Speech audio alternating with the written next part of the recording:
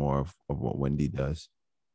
Sorry, I No, just turned the record button on because I realized yeah, no worries. I honestly didn't know that Zoom talks to you when you press record.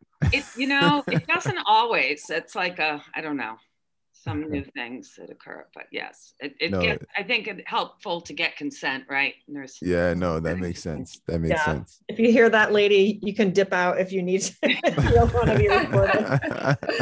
Fair warning, folks. This time, right. And Megan's actually logging on now. She had to do a location change. But we'll do a round of introductions. And before we go into the orientation piece, Sure. just to lay down like ground rules in the sense of, you know, if you need to take your camera off or go on mute for a quick second, you know, to restore and renew, this is new for all of us. And if we were in person, we would never try to police whether or not, like, when you go to the bathroom or when you have to step away. So please just know that we're not going to do that here at all. So if you need to restore and renew, you can go ahead and you can do that. And then the only thing that we ask is that you jump back into the game as soon as you can. And I think that's it. With the both of you guys, we have a little bit over an hour, I think, after you guys are done with your slideshow. And so we're going to try to get through as many questions as we can. There might be a time in the conversation where we might say, due to time, you know, either one of you guys can give an answer, or if we can limit the answer to about 90 seconds, just so we can get through the rest of the questions, we might say that. Just know that we're not trying to rush you all at all. We're just trying to get through the content and learn more about Blackstone during your renewal charter term. And so just wanted to lay those things out there. For the interview, I will be conducting the interview as the main interviewer, and Wendy and we go to church together. So Right. and so like I was about to like call her my sister. But Wendy and Megan will be doing the note taking. And so they might even ask, you know, for you to repeat what you said. Even though we have the recording, we do want to make sure that our note takers kind of highlight some of those key areas of the conversation. Any questions before we jump in about the process? No, sounds good. Right. Sounds awesome. All right. So let's go through a round of, and Megan's just on time. Let's go through a round of intros. I'll start first, and then I'll kick it off to one of my teammates. And then when the last ride team member goes, they'll kick it off to one of you guys, and you guys can call on the other. My name is Jermaine Curtis, and I am the charter school specialist at RIDE, and I serve as the team lead for this renewal site visit team. I'm going to kick it off to Wendy. Good morning again, Wendy Wallace. I sit in the Office of College and Career Readiness, managing the Prepare RI initiative, which is an initiative to prepare all students for college and career. I am also the charter school program grant director. So I will kick it off to Megan. Great, good morning. I'm sorry I was a couple of minutes late. I had to do a location change once I learned that we had roofers coming this morning, and I thought that was not going to work out so well. And a location change at 6 a.m. is a little difficult. So I'm coming to you guys from Colorado this morning. And I am a career educator, early childhood special educator by training, but I've done this type of work, school reviews, including charter schools across the country for about 15 years. And also spent 6 years in the Chicago public schools, where I oversaw special education services and charter schools, and also the district's early childhood special education programs district-wide. So I'm excited to be here supporting the team today, and look forward to learning from you all and learning more about your school. So thanks for having me. And again, sorry for my couple-minute delay there. So thank you.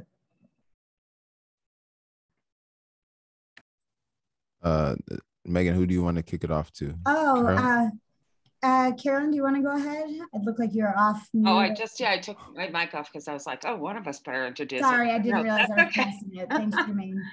I welcome everyone to our virtual visit. I'm Carolyn Sheehan. I am the executive director at Blackstone, and with Kylene, we are among the founders of this school, and we are completing our 19th year here. And I actually just realized that Kylene and I are the longest serving charter school administrators in the state. If you count staying at the same school, you know, Rob Pilkington, Jermaine, you know, is the longest term, but we've been here from the get-go. So, and really invented it from the start. And it's been a wonderful journey for both of us together. So, Kylene. Good morning, everyone. Nice to meet you. I'm Kylene Carpenter. As Carolyn said, I'm the founding principal of Blackstone Academy Charter School. Before and a little bit during the Blackstone's tenure, I taught Spanish to primarily high school, but sometimes middle school students. And I'm glad that I ended up exclusively at the high school level, finding out that middle school is not for me. So being able to speak Spanish with our constituents at a majority Hispanic Latinx school has been a benefit to myself because I've learned so much from my students and our families, and also to the families that feel more comfortable speaking Spanish and hearing Spanish. So this is my almost 30th year in education, having taught 9 years prior to us opening Blackstone Academy. So really getting up there, but I'm honored to have worked with Carolyn this whole actually, we worked together before we opened the school. Carolyn hired me to teach in the Spirit Educational Program, which is a summer enrichment program for students from Providence, Pawtucket, and Central Falls. And that's how we sort of started this wild ride together in kind of the mid 90s. So it's been a long road. We must like each other or we would have ditched out previous to this time. And, you know, we're really excited to, you know, I know you all have like boxes you need to check for the site visit, but we hope you will also be impressed with what we're able to share with you about the success of our school and some of the challenges that we faced, because it's not been easy and no charter school is perfect, but, you know, we're always working to improve the student experience at Blackstone Academy. All right. Well, thank you all for the wonderful intros, and just for the team to put things in perspective as well. Both Carolyn and Kylene have served like my cousins. They've gone through the school. Wendy, you know, Steve and Freddie, they both went to Blackstone Academy. And so, you know, anytime we get a chance to learn more about Blackstone or even get a chance to work with Blackstone Academy, you know, I take it upon myself to be like, hey, there's a little bit of a special connection here. All right. And I have to interrupt and just say that Stephen was a founding student at Blackstone. Yes. My advisee back when Kylene and I had advisories, and thank God for it. And Freddie has been a staff member here for a while. I mean, part-time at first and now full on. So that's I wanted to mention that quite briefly. My background was in running nonprofits that worked in educational enrichment or brought educational enrichment to the Providence, Pawtucket, and Central Falls school districts prior to starting Blackstone. And I, no doubt, Kylene and I are 10 years and 10 days apart. So you think Kylene's been doing it a long time. I'm really old. So, but we're still getting by. And we love the communities we serve, which is why we love our school community, but we also love the communities we serve and all of the youth that we get to influence, who are both our students or area community members and families, extended families, which is what keeps us going every day. So. Sounds good. Sounds Jermaine, good. I'll also add one more thing. I sold Steven my old Mazda 626 after he graduated. So that's how Wow. close I am with the Gowali family. So Yes, this is good. This is rich. And so I'm excited. I'm excited for the beginning of this 2-day conversation, learning more about the greatness of your school, and then also I think to your point, Kylene, also being transparent and saying, these are the areas where we're looking to grow. And so yeah, we've kicked it off. I'm gonna pass it back over to the Blackstone team for your orientation, and then hopefully that will lead us into our interview time. Okay, so we about 3 or 4 months before COVID hit, we had a site visit from Spring Point through our work with the Bar Foundation, and part of the point of the visit, and it was a voluntary site visit and evaluative, and they do kind of an amazing job with coming in for 2 days and giving you a certain kind of, doing observations, doing a certain kind of feedback, and they were also able to, really be on site. But it was very much part of the work that we've been doing. And, our last 5 years, I'll just start out and say we 5 years ago, we were just beginning to grow from a school that had been for 10 years, had been 165 students, to a school that's now 350 students. And we stayed in the same building. We just expanded the footprint of it, and more than doubled our faculty and staff. It was scary because we were quite comfortable and had a lovely school culture, and things were going. So why mess with right? But we did want to offer the opportunity to more students, and also kind of have the ability to spread out the work a bit among people, because at a certain scale, it's pretty hard to not have everyone burnt to a crisp. So we, and to be able to really offer all the opportunities you want to be able to do. So we, and I will say shortly after, about 2 years after that, we were fortunate enough to land an 18-month planning grant with the Bar Foundation of Boston to work on school redesign and looking at high school work in the larger ecosystem, which is really spoke near to dear to our heart, because our theme is all about community involvement improvement, and getting kids learning in the community has been something we've been about since before we started, because that's what our youth program work was about as well. So we've after our planning grant, we actually landed an implementation grant through the Bar Foundation. So pretty much all of the work that we're doing around school improvement and academic improvement, et cetera, is all through that lens. It's one and the same. So you'll often hear us talking about, or you might hear the teachers referencing the bar work or whatever, but it's our work, right? That's the work. There's a lot of it. It's challenging. I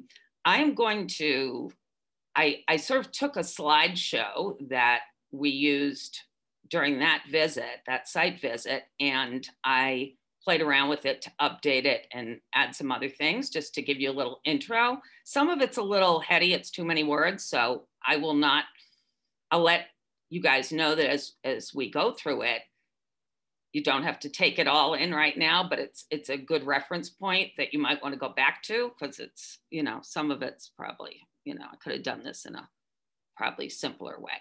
So I am going to share my screen and get this part of the thing going in just 1 second.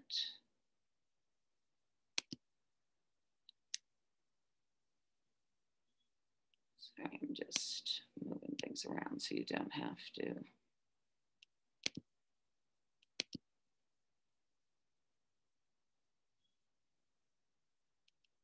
I'm going to put this here. Okay, I'm assuming everybody can see this slideshow, and just speak up if you can't.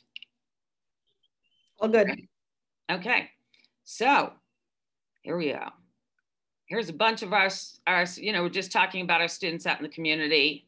This is just a picture from a couple of years ago that I love from our environmental science class, and one of our wonderful teachers.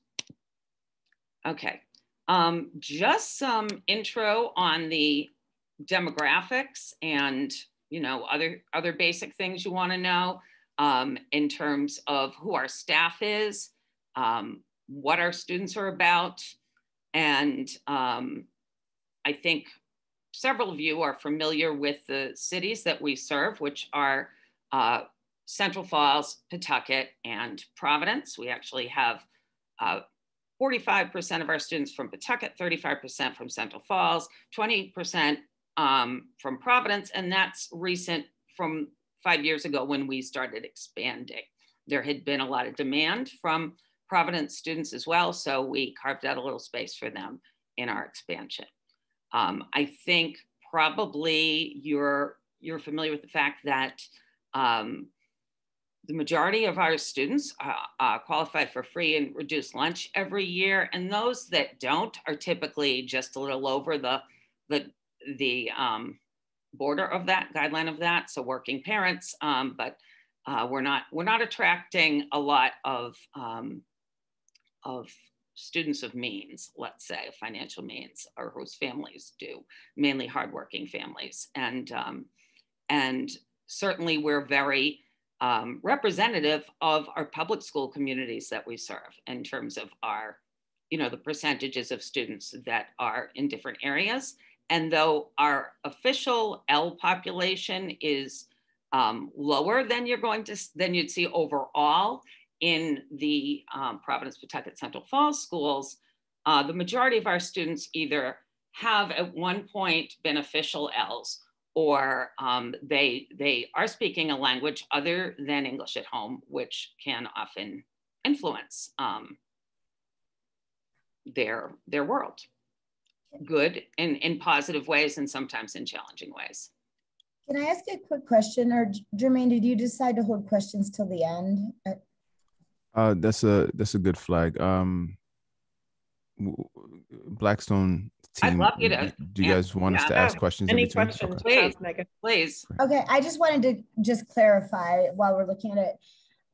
So the students from Providence, did you open your enrollment area with the expansion? Yes. Yes. Yep. Okay, so that was part of the expansion to open. Yes, that's right. Okay. That is correct. Two reasons, Okay. Megan. One to allow Providence students to come to Blackstone. The other is that we were really trying to work sensitively with Pawtucket and Central Falls, just to be friendly and not feel like we were taking, too many of their kids, or being perceived as taking, it's not taking, but too many of their kids. So that there was two reasons for that expansion. Great, I understand that completely. And then I just want to understand, you 23% of students with disabilities, but 17% on IEPs.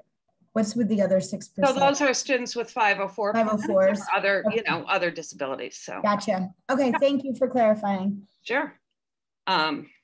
Yeah, please, for us, we'd love you to ask as we go along. Okay, great. Thank you. Sorry. I always have questions, so I'll try not to overload you here. Then. No, please. Okay. We're in it. Yeah, we love that. So okay, great. You can take a look at our mission, which I will not be reading to you, but there are some words that are highlighted.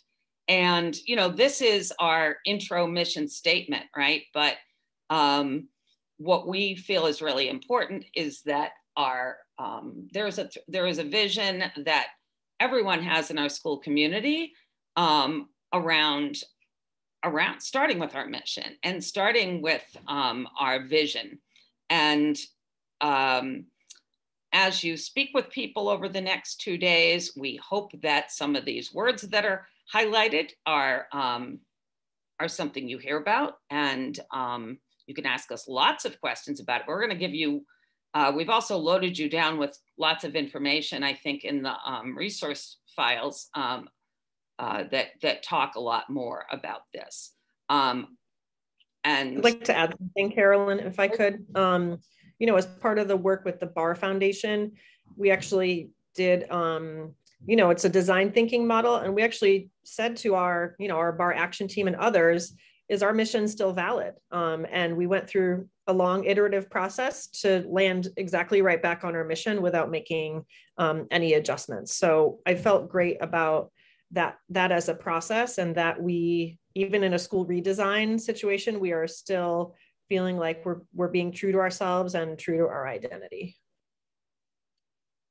So, you know, we also like to talk a little bit about, like, okay, so what does that mean? Like, what is, if you take your mission and vision, what are the ways that you apply it? What are some primary things that you're going to see at Blackstone or hear about at Blackstone? And I mentioned earlier that our theme, you know, what we think of as our theme, because I remember back in the day when we were opening, everybody wanted a chart to have, you know, what was your theme? What's your theme? So our theme is community involvement and improvement. It always has. And I actually remember sitting with, at the time, the two different mayors and some of the council people and school committee people in Central Falls and Pawtucket at the time, and talking to them about really our strong desire to get our students really involved in their communities, feeling good about their communities, understanding the assets of their communities, but also understanding that they had control over their world and that they could be empowered to change it. And a lot of that came out of the fact that when we were doing that kind of work in our out of school time programs, we were just having tremendous success with all kinds of learners, whether they were successful in school or not. So that was something that, and it really engaged all kinds of students. So that's us, you know, you're going to hear a lot about community. And we started out as I guess, a child of the Coalition of Essential Schools. And some of you may be more familiar with that model than others, but there's many things like personalization, using one's mind well. We've always had a set of habits of mind, depth over breadth in instruction, teacher as coach as opposed to lecturer, demonstration of mastery in multiple ways, and decency, trust, and equity for all students. That's been part of who we are since the get-go. We've also had a strong commitment to social emotional learning and positive school climate. And, you know, something you'll hear about is the fact that students compile and present portfolios annually, again, since the get-go. And during their presentations, part of what they will present is their academic, but also their social emotional growth by reflecting on their growth in their habits of mind and other things. So, and their activities as well. And finally, commitment to community involvement and to learning through using community to learn. We have some special classes that are once a week classes, but they're longer. They're like an hour and 40 minutes. They're called Community Improvement Projects, CIPs. And sometimes they are taught often with a community partner, as well as a staff or teacher here. We have always required external learning experiences, volunteer work, job shadows, service learning projects and senior projects for all students. We now make internships optional because we want to keep the quality up in those, but many students do them. And, you know, the skills are assessed and documented in their annual portfolio assessments. Okay.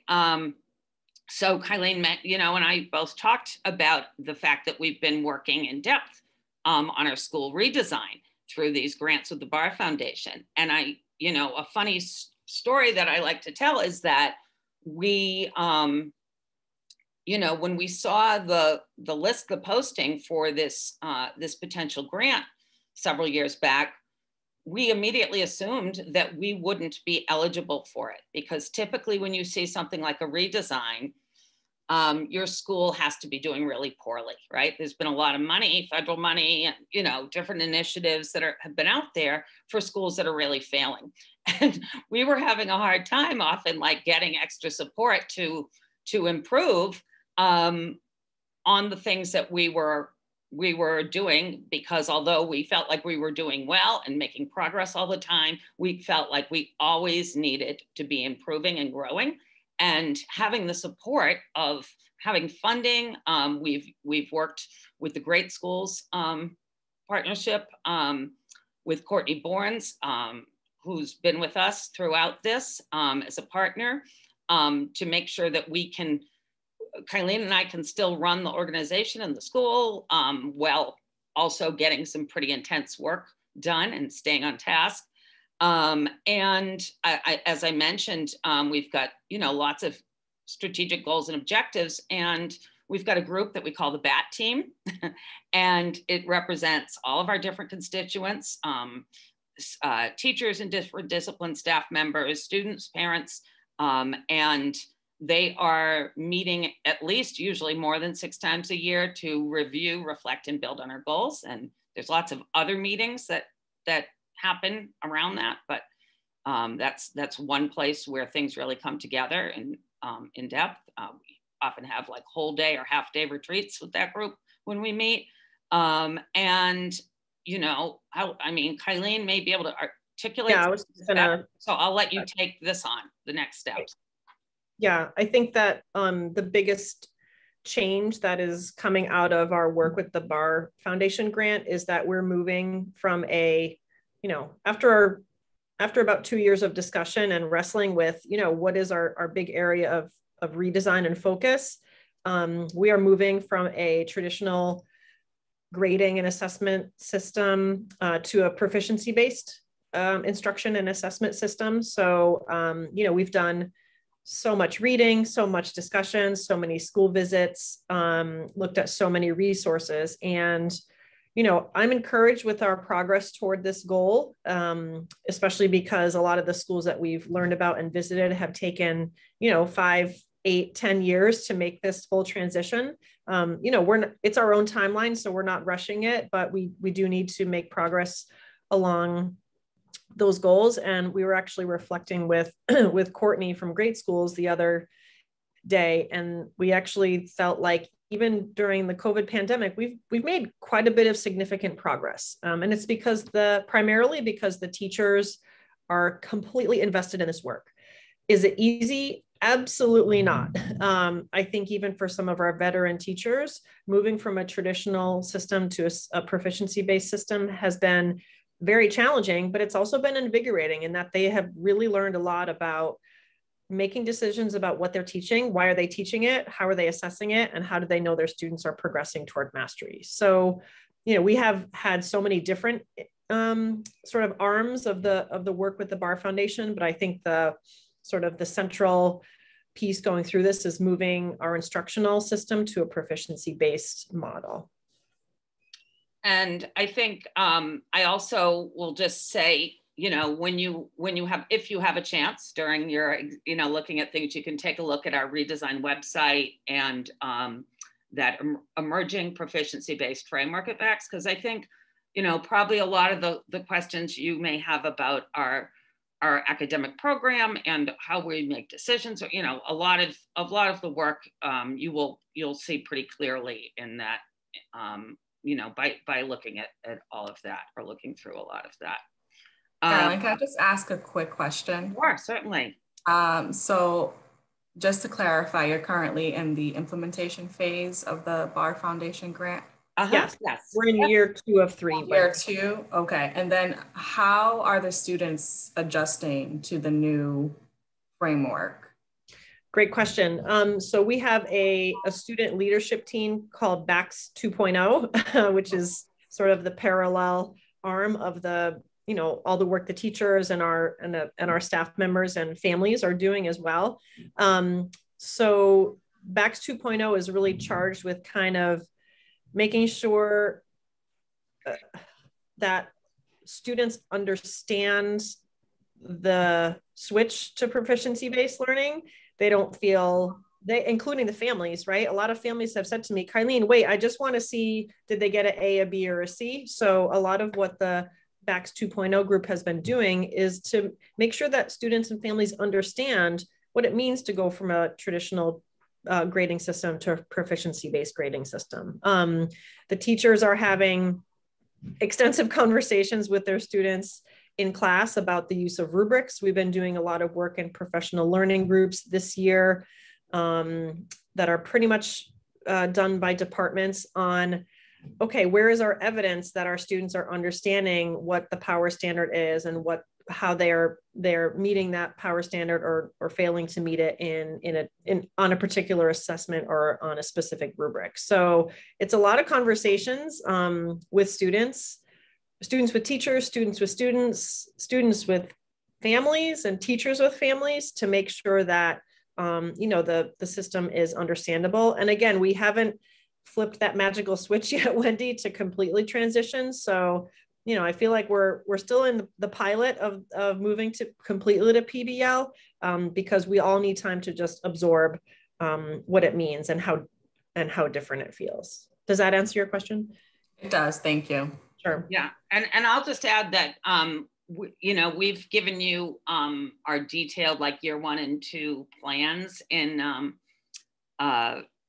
your resource material, and something that you'll see is we kind of have a communication and how to communicate around all of this always embedded in these plans, because something we really want to make sure happens is that we're not talking edu speak to students and families or people like me even who that's, I'm not a teacher. So that, sometimes that work could easily get over my head. Like, what do you mean by that? What we're really trying to move towards is clarity about what it means to be competent and proficient, and to make sure that everybody has a pretty clear idea around that.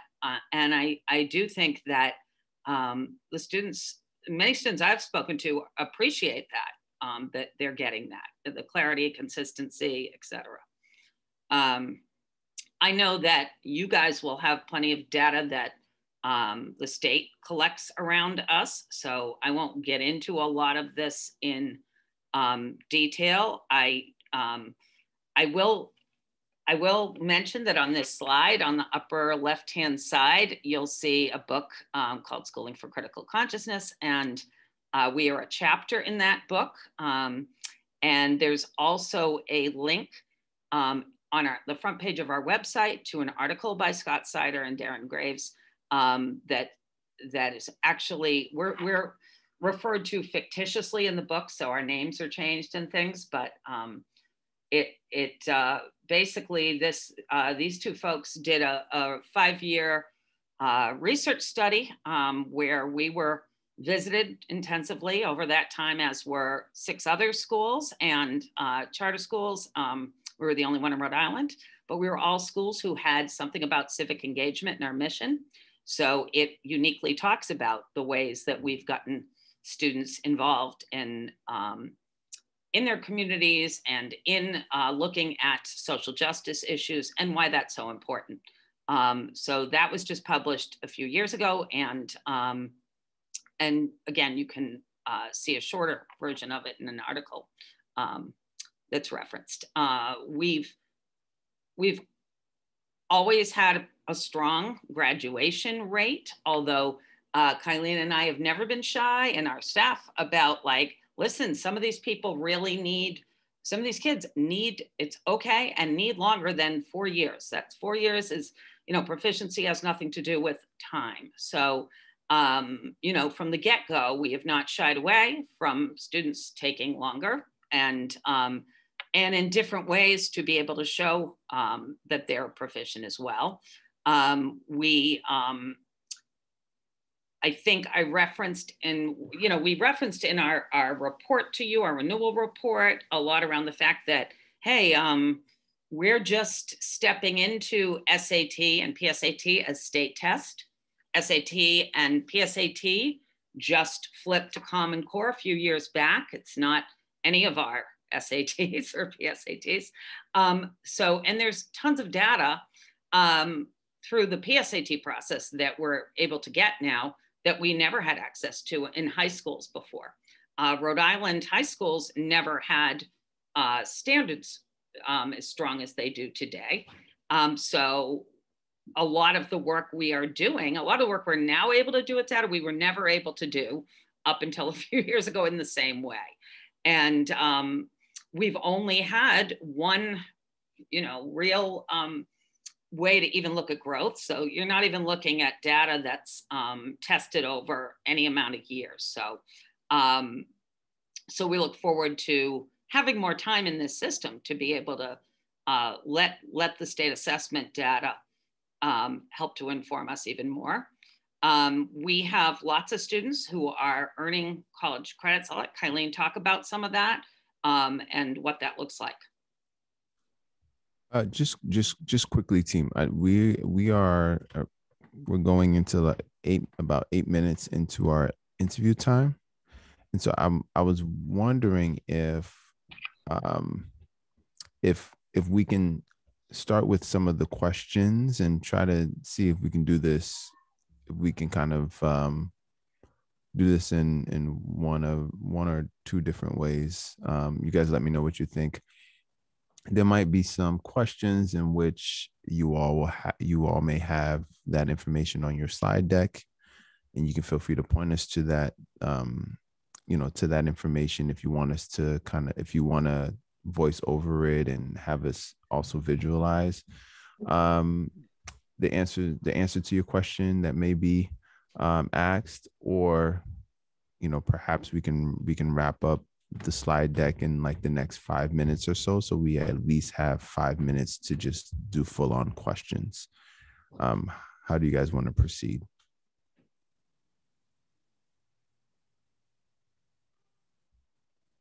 It's up to you guys. Oh, okay. I didn't okay. I didn't want to kind of dictate it's up to you. This is share this. We can also share the slideshow with you later. Yeah, that'll be fine. It's in your resources section. Yeah. So let's do probably like 5 minutes. You guys can wrap up the deck in about 5 minutes, and then we'll go 45 minutes of full-on questions.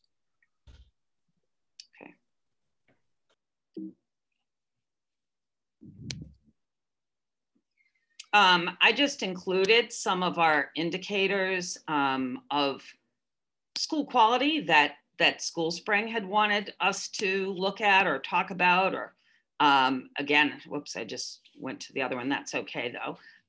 But you will see, this sort of gives you an overview again of some of the things that we have, that you'll see demonstrated. The first was, looking at mission. This one is our academic systems and the kind of things that go into them. So it gives you a bit of the overview and, how we know they're working and things like that. This is a problem of practice. I guess, when we're looking at both relevance and rigor and making sure that, everybody talks about that. We have some pretty unique learning experiences for our students, and we want to make sure that that there's rigor, and rigor happening in some of those unique, non-traditional learning experiences. We also want to make sure that there's relevance happening in more traditional classroom experiences, and we want to be clear about what it means to be a graduate. So, and we want to make sure that we maintain our mission and vision while we do this, and we don't look like something other than the values of what we're trying to do, because we have plenty of evidence that it works well. So I just sort of threw that in.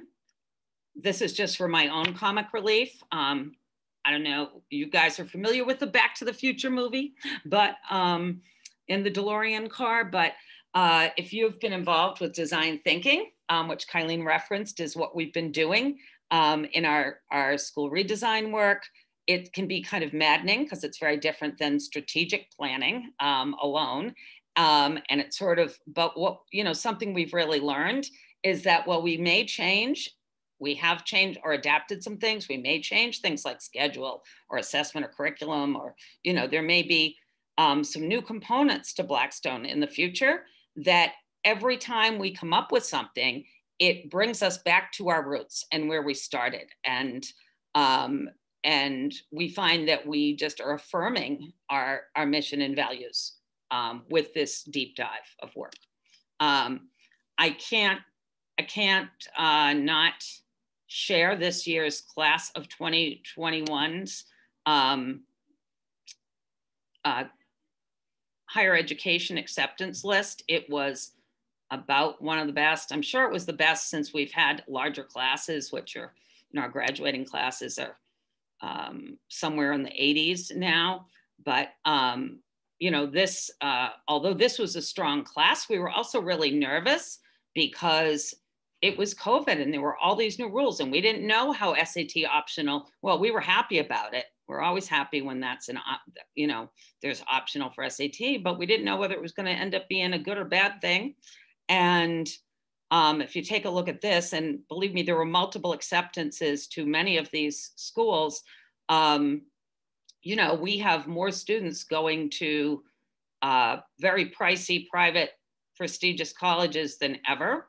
And they had many choices. We have tons of students going to URI and Rick. We also, the SAT optional thing really helped our students who want to go into some STEM fields like pharmacy and nursing. There's a cutoff on the SAT of usually around 600 for the math section. We've often had really strong students who are in calculus and they aren't able to get into some of those programs. This year they get in math and nursing, and one in pharmacy, which is one of the hardest programs at the University of Rhode Island to get into. So we're kind of happy that our students can show off who they are above and beyond what the SAT may show. So I saw your student on the website that's going to Vanderbilt. No, he's actually going to Harvard, because after he got into Vanderbilt, he got into Harvard. He got into Notre Dame, Boston. He got into pretty much all his choices. But I went to Vanderbilt, so I was he like, he was excited to go. It was not that hard to get into when I went. Yeah, now it's impossible. Yeah, it's like, I mean, I'm sure it was under 10%, and they did a nice job making him feel welcome in recruiting, But, and believe me, he would have been thrilled to go to Vanderbilt. Yeah. So,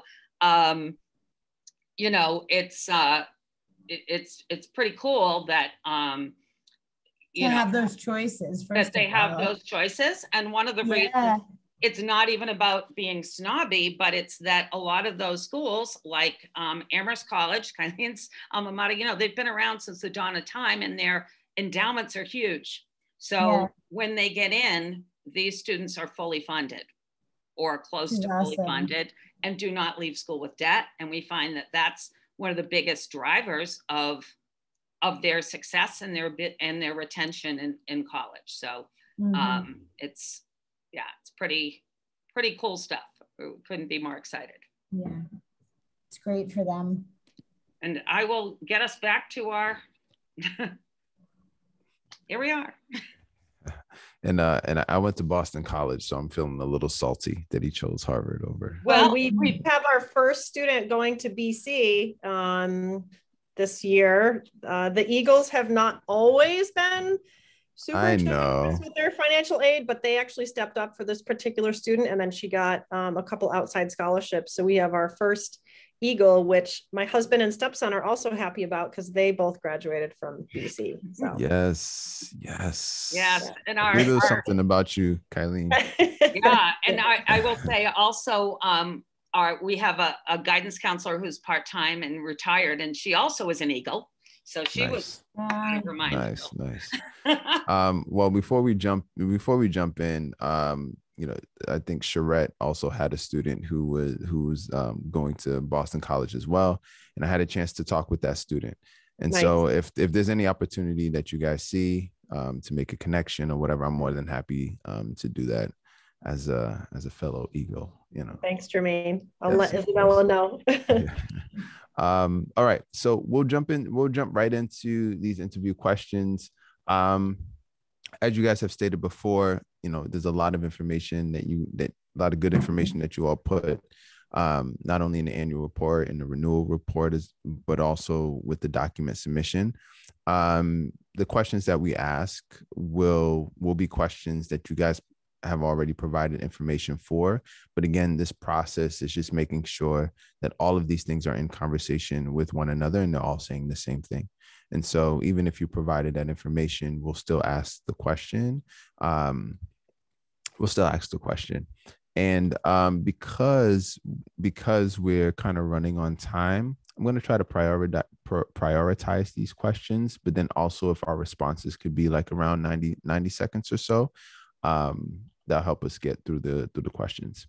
So we've already talked about the mission of the school. You guys have already provided it. Can you guys just talk a little bit more about how you see the mission specifically enacted in your school? In 90 seconds. I mean, as best as you can. Yeah, I mean, I think that when I ask alumni and when I ask students and families, what is Blackstone like? It sounds super corny, you all, but they really do say it's like a family. And I think that the comfortability in the school environment that we create, even in a virtual, even through distance learning, allows students to take the risks that we are asking them to take so that they can grow as learners and leaders in their community. Our advisory system is the primary focus for that. I'm planning graduation, and when students graduate, the advisor that's been advising them for 4 years actually reads a short paragraph about them to the audience and hands them their diploma. Mm-hmm. So it's that close supportive relationship with caring adults who are working their butts off to make sure that the needs of each and every one of their students are met. Those are the individuals who are the core of what we do. I look at my job, yes, I'm the instructional leader of Blackstone, but I look at my job as clearing away any obstacles for the teachers to do their best teaching and advising so that our students and families are getting the highest quality education possible. I worked in independent schools before we founded Blackstone. I do my best to run Blackstone like a private school and it's a public school, but a lot of the personal touches, a lot of the framework of our school, our students call us by our first names, which we didn't think was a big deal, but actually is a huge deal according to their self-report in a doctoral thesis that was written about our school. That just helps to cultivate those strong relationships. And because the students know they have that unconditional love and support, even through the tough times, they are able to thrive. Was that 90 seconds?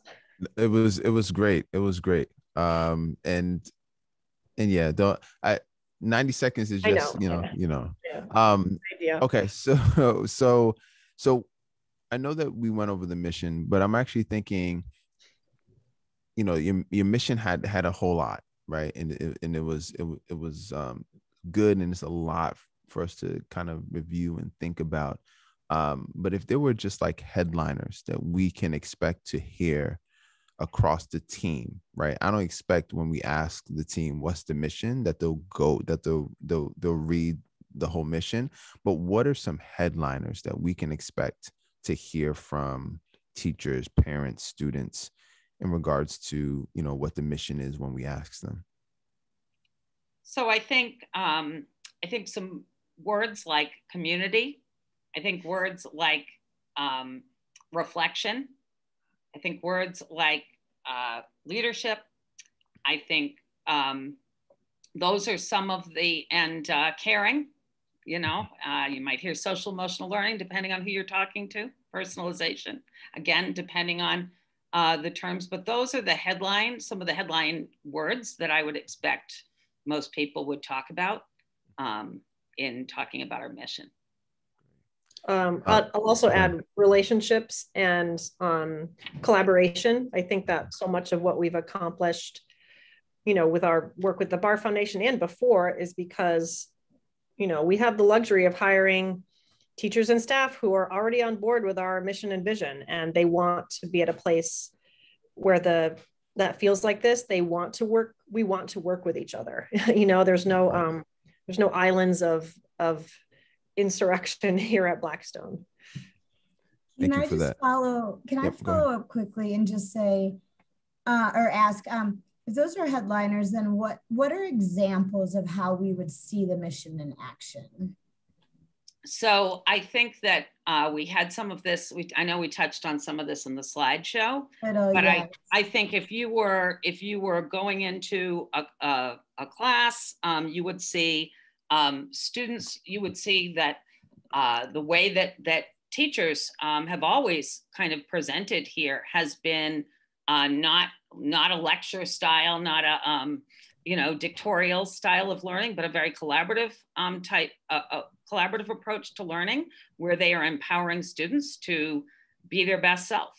So that's going to be a lot of personalization in terms of figuring out who are these students and how can they get to this point, right? What do I need to do? Because they're all different. How am I getting there? Differentiation, you can imagine on the high school level, it's a challenge everywhere, but it's a big challenge. We take students who come from more than 20 different middle schools in 3 different cities. And they are all coming in with different, and we have a very short amount of time to get them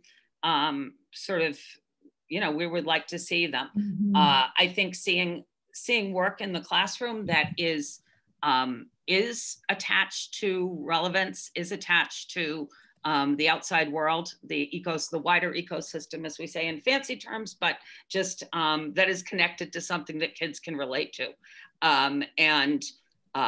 Those are some ways that you're going to see our mission. You would see our mission in the classroom.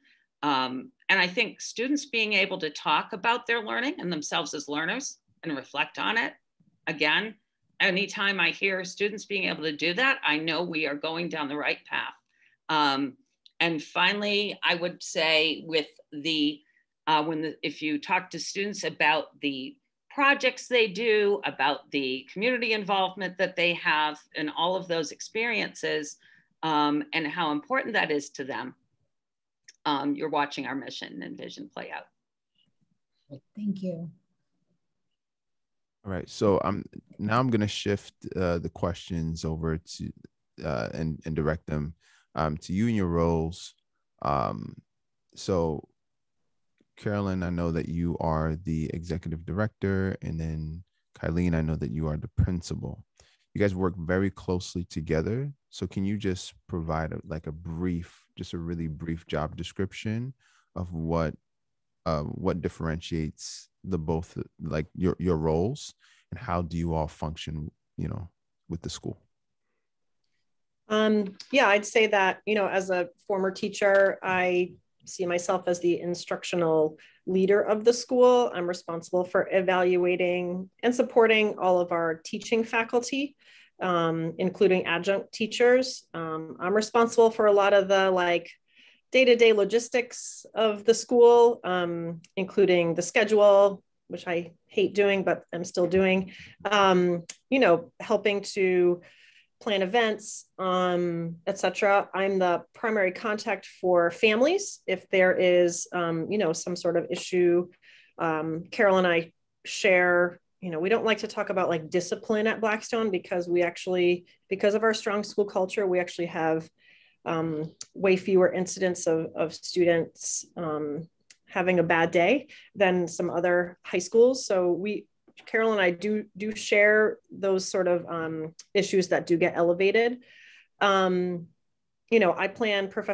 work with the teaching staff to plan professional development. I work with the teaching staff to review curriculum and assessment systems. I'm the primary point for teachers if they are thinking about, hey, Kylene, what do you think about, this idea the math department has to change our math progression. So, we'll weigh in with folks on that end. I look at Carolyn's job as she deals with budget, she deals with a lot more of the external relations. We kind of share facilities stuff here in the building, even though I do a lot of the operational role of the school in terms of the, as Kylene said, the business office. I work very closely with the business manager. Kylene and I both engage with the board, but I'm sort of responsible for, keeping that end of things together. And, Kylene's really busy with the day-to-day of the school. And I will say we each jump into each other's spots when we have to and need to, so that we know enough about what each other's has to do that we're able to do that. But, and as we grew, I actually took myself out of more of the day-to-day. That's something that I really saw as a necessity to be able to keep things going. As I mentioned, I think in our summary report is we recently made our 2 major real estate purchases over the last few years, and just done a whole lot of overall operational things, and wouldn't have been able to do that if I didn't pull myself a bit out. Having said that, I still engage with seniors as one of the people who does college advising, and help with the team. And I also, although I've delegated a ton of it, I do some work with the student support team, and and jump in as needed, like this year, which was completely crazy, where I really had to step out of my step away a bit from the day-to-day and back into some of the day-to-day, because we had to do so much switch up. So I'll also add that one more thing. Another area where I spend a significant amount of my time is meeting with our class deans. We have a grade level dean at each grade level, and we meet all the time formally and informally to talk about, student issues, classroom issues, strategic initiatives, etc. So that's another big function of my job. Sorry, Megan. No, that's okay. Just to quickly clarify, Carolyn, does the student support team report up to you? Well, both of us in some ways, but I mean, I mostly am the one who's dealing with, because Kylene's dealing with the teachers. Most of the members, there's a variety of members. So most of them are people who are reporting up to me. Okay. I just saw that on the org chart. But that doesn't mean that right. Do you evaluate them? I do unless they're certified folks that Kylene's evaluating. Yeah, I evaluate the certified teachers, and Carolyn evaluates other staff. So related service providers, and is that right? And we have related, we're related to who are all our related service providers for the most part are part-time folks. Gotcha. And I will say that when you meet different staff, you'll know that many of them goes with all the full-time teachers are also advisors to a group of students that they stay with for 4 years. So that's part of their job. Many of our full-time other staff also might be advisors as well. Okay. So that's something important to know. And they do advisory every day. It's a pretty big part of our school. Okay, great. Thank you for clarifying. And does the board set expectations for school administrators? Like, and Carolyn, I'm assuming that as the executive director, they would set expectations for you. Well, I think that we, I guess I want to explain, I think it's a collaborative relationship in terms of setting expectations. The board is here to oversee what we're doing and needs to be informed enough, and they are both Kylene and my boss. That's who we both report to. And and that's probably unique in the charter school world. Although learning community was probably in the same design, similar design as that, but it's unusual in others. And they can talk to you about that and how it works. And they look to Kylene to manage the academic outcomes. They look to me to support Kylene in in the operational outcomes, but they also know that we have our hands, the only way we can do that successfully is knowing a bit about each.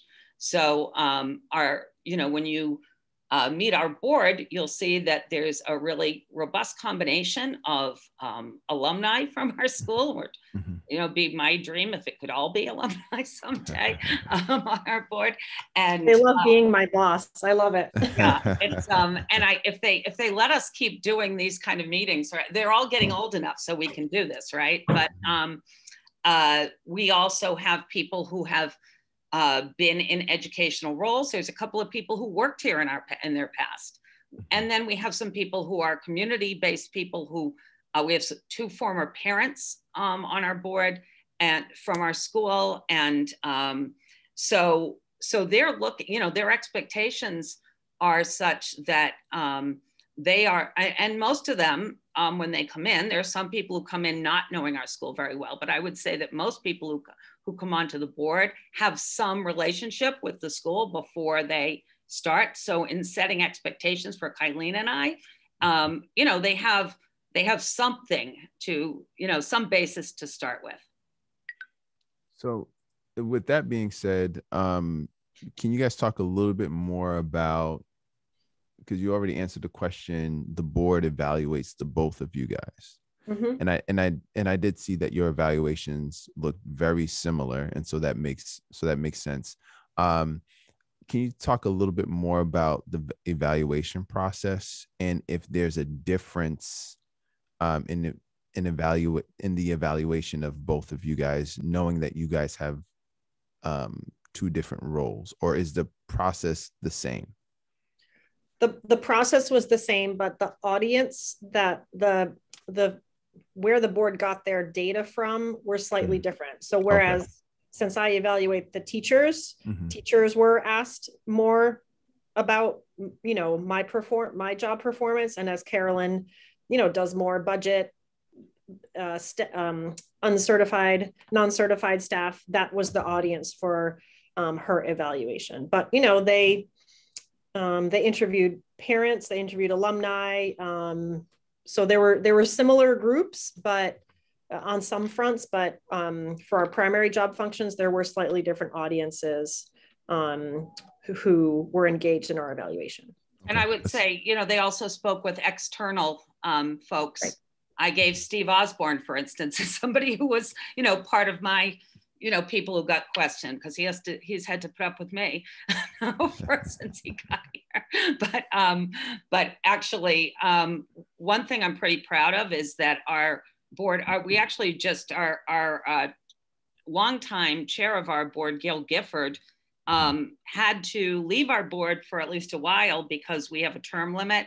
You can do like three successive terms, and but she and several of our other board members put together what I think is a pretty uniquely rigorous 360 evaluation that we go through about every 3 years. And they designed it all with Kylene and my assistants, but really they put a ton of work, more than you'd normally get out of a volunteer group of people, into, and they took things like, the standards for administrators, that Rhode Island uses, but they also incorporated unique features of each of ours. And they had us, much in the same way we evaluate folks. I mean, they had us also write some written reflections and, interviewed us intensively, but also spoke to a number of different people to get an idea as to what's happening day to day. And annually, we more often are doing this with either the board chair or a smaller group, like the members of the executive committee, or it may be, for instance, Kylene often works with many of the people on the board who have roles in education or have had roles in education. So I might end up working a little bit more with some of the folks who are helping to advise us on some of the operational and, business or, part of the organization. But it's we feel privileged to have a group that's, taken that process really seriously. And so when it comes to your areas of growth, do you feel like you have support from the board as far as, do you feel like you have the tools to actually improve your areas of growth? I think, Carolyn, to your point, what we see typically within the charter school model is the board, the executive director, and then the executive director is responsible for, kind of transferring those tools to the principal. In this model, you have here, both the principal and the executive director kind of as co-leaders. And so the board has a little bit of extra work to do in making sure that everyone feels like they're supported and has the tools to succeed. So do you feel like the board has given you tools in order to improve in your areas of growth? Yeah, I think that the mix of the folks on our board is such an amazing mix. And I know that they're not they're a hands-on board.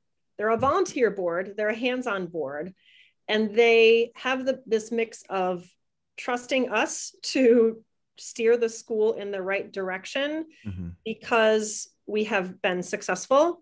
That said, there have been areas where we've had to make improvements. Math is always an area where we need to adjust and make improvements and retool. And they have been incredibly supportive in helping with different ideas, helping with resource allocation, helping with, giving a thumbs up to some ideas and strategies that we've had. That said, they're holding our feet to the fire in terms of, okay, we're gonna endorse this, this change to the math program, and we would like a report back with data on how that improvement worked. I'm using an example from a couple years back, but I think that we had some attendance flags a couple of years ago, and I was asked by the board to make a presentation on why we had these attendance flags and what our plans were to address some of the chronic absenteeism that some of our students were exhibiting. So I think that they hold us accountable. They work with us to set our goals, both individually as school leaders and collectively as a school community. And they're there to provide support. They're there to ask the tough questions, and they're there to, circle back at the, as an initiative is in progress, to check on how we're doing and have any other discussions they need to have.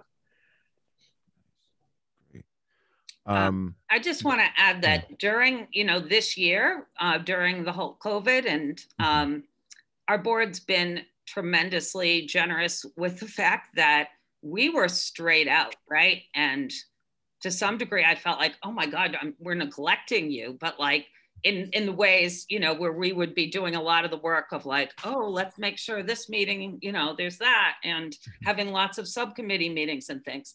None of that went, I think they really understood just how deep we were buried with just surviving and refocusing and putting our energies into like keeping people safe and giving the best academic, program that we could under the circumstances. So we had regular meetings and we were very much in touch, but we were not, nobody was expecting us to be operating with that, in any way that was, regular school as usual. There was no pretense. So that was, while they were still asking about how we were and checking in on us, nobody was pressuring us out to, be functioning in some way that was overwhelming. So, yeah. So with that in mind, can you guys just give us a little bit of insight on what your goals were this year? Like, were there specific goals that were given from the board? Even if they were modified because of COVID, what were those goals? Well, the primary goal was to keep all of us safe, without question. And, with the typically the board is asking for our academic goals, but with with no state testing, I mean, not that we're not, doing our own internal assessments of students, but with no state testing last year and with lots of questions as to whether or not state testing would happen this year, their annual push to ask us to have academic goals based on state testing was definitely walked back. They wanted us to make sure that we were keeping our students safe and our staff safe, especially because, Central Falls, Rhode Island was one of the worst hit communities for COVID in the United States of America. Was it difficult for us to focus on everything? Absolutely. But we had to, and we had to prioritize safety. We had to prioritize social emotional well-being of our staff, students, and families. We had to prioritize the economic impact that our students and families were experiencing. We did a plea for funds from our constituents, because we had families here at Blackstone who were struggling with food insecurity or housing insecurity, or they couldn't pay bills. And many of our board members donated generously to that fund. Many of our staff members, many of our community members, and we quite literally were paying utility bills for families and, bringing extra Chromebooks to family. All of our students have a Chromebook. We were bringing Wi-Fi hotspots to families. So, our priority was to keep our students and families connected with us, to keep our students and families from going hungry, and making sure that they had housing, and making sure they had the things that they needed, and making sure that they had services that they needed, because this pandemic just absolutely impacted the Blackstone students and families in horrible, horrible ways. Mm-hmm. So for the board, the priority was, no students can learn if they don't have a place to live or they're going hungry. So for us, if you look at Maslow's hierarchy of needs, our board supported us addressing the dire need in our community, in concert with, making sure that the academic year felt as, quote, normal as possible. It was impossible for this year to feel normal, but, a lot of students and families take comfort in routine and familiarity and relationships with adults outside of the home. So that's how the board supported us as we, finished out the last academic year and started and continue going through this year. Carolyn, anything to add to that? Well, I guess I'll just say that we also, like most school districts, especially urban school districts, we got a significant amount of funding that we found out we were getting, the beginning of the summer, like $365,000 to help us, right, and to plan for. So the board, as part of our keeping up with them and our budget updates and all of that, were helpful in hearing out what our strategies were and encouraging in terms of who we were connecting with and why.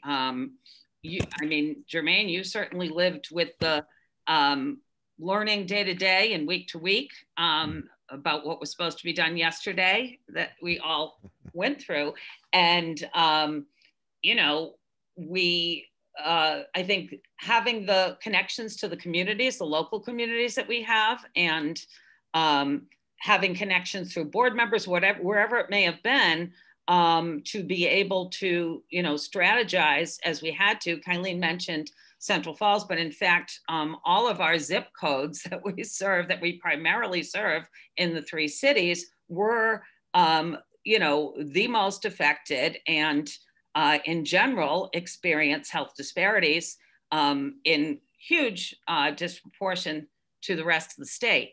So that's, if we're going to be a school that talks about community, that's the kind of planning we have to be doing. So I feel like our board really was aware and supportive of how we were in a different place than maybe some others were, and acknowledging our need to plan accordingly.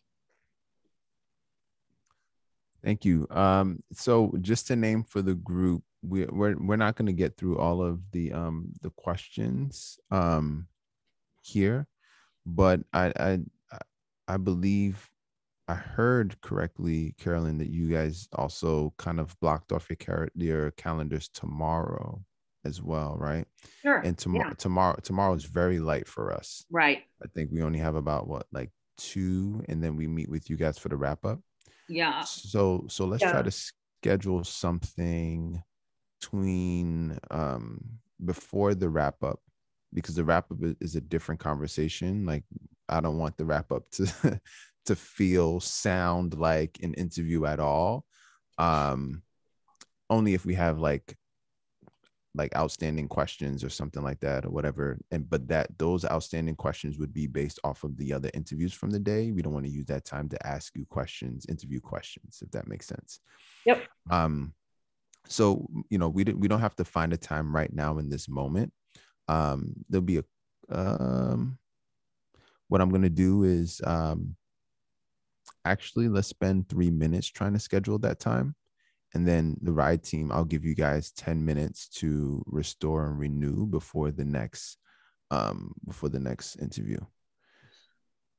I'm free all day. I left it open. We set the time aside. So you tell us, like, okay, you guys confer and just tell us. You've got a couple of interviews. One, I think a 10 and a 10:30 for interviews tomorrow. Yeah. Well, we have a 9:30 and we have a 10 to 10. 9:30, right, 10 to 10:30. Right. Those two are 30 minutes. Let's do 11. I mean, let's do 10:30. Sorry. Let's do 10:30. Team, is that all right? That 10:30 spot. Meg, you want to check your calendar? Because I know. Yeah, just give me 1 second. I'm gonna look at my phone because it's not pulling up on mine. Tomorrow's the 19th. Yep. What'd you say, 11:30? So no, 10:30. We'll do 10:30 to 11:30. I know you have something midday, so I don't know if it goes into that. 10:30. Don't we have something at 8:30? No, we have interview with the business manager at 9:30 to 10, and then we have a meeting with the admissions and enrollment from 10 to 10:30.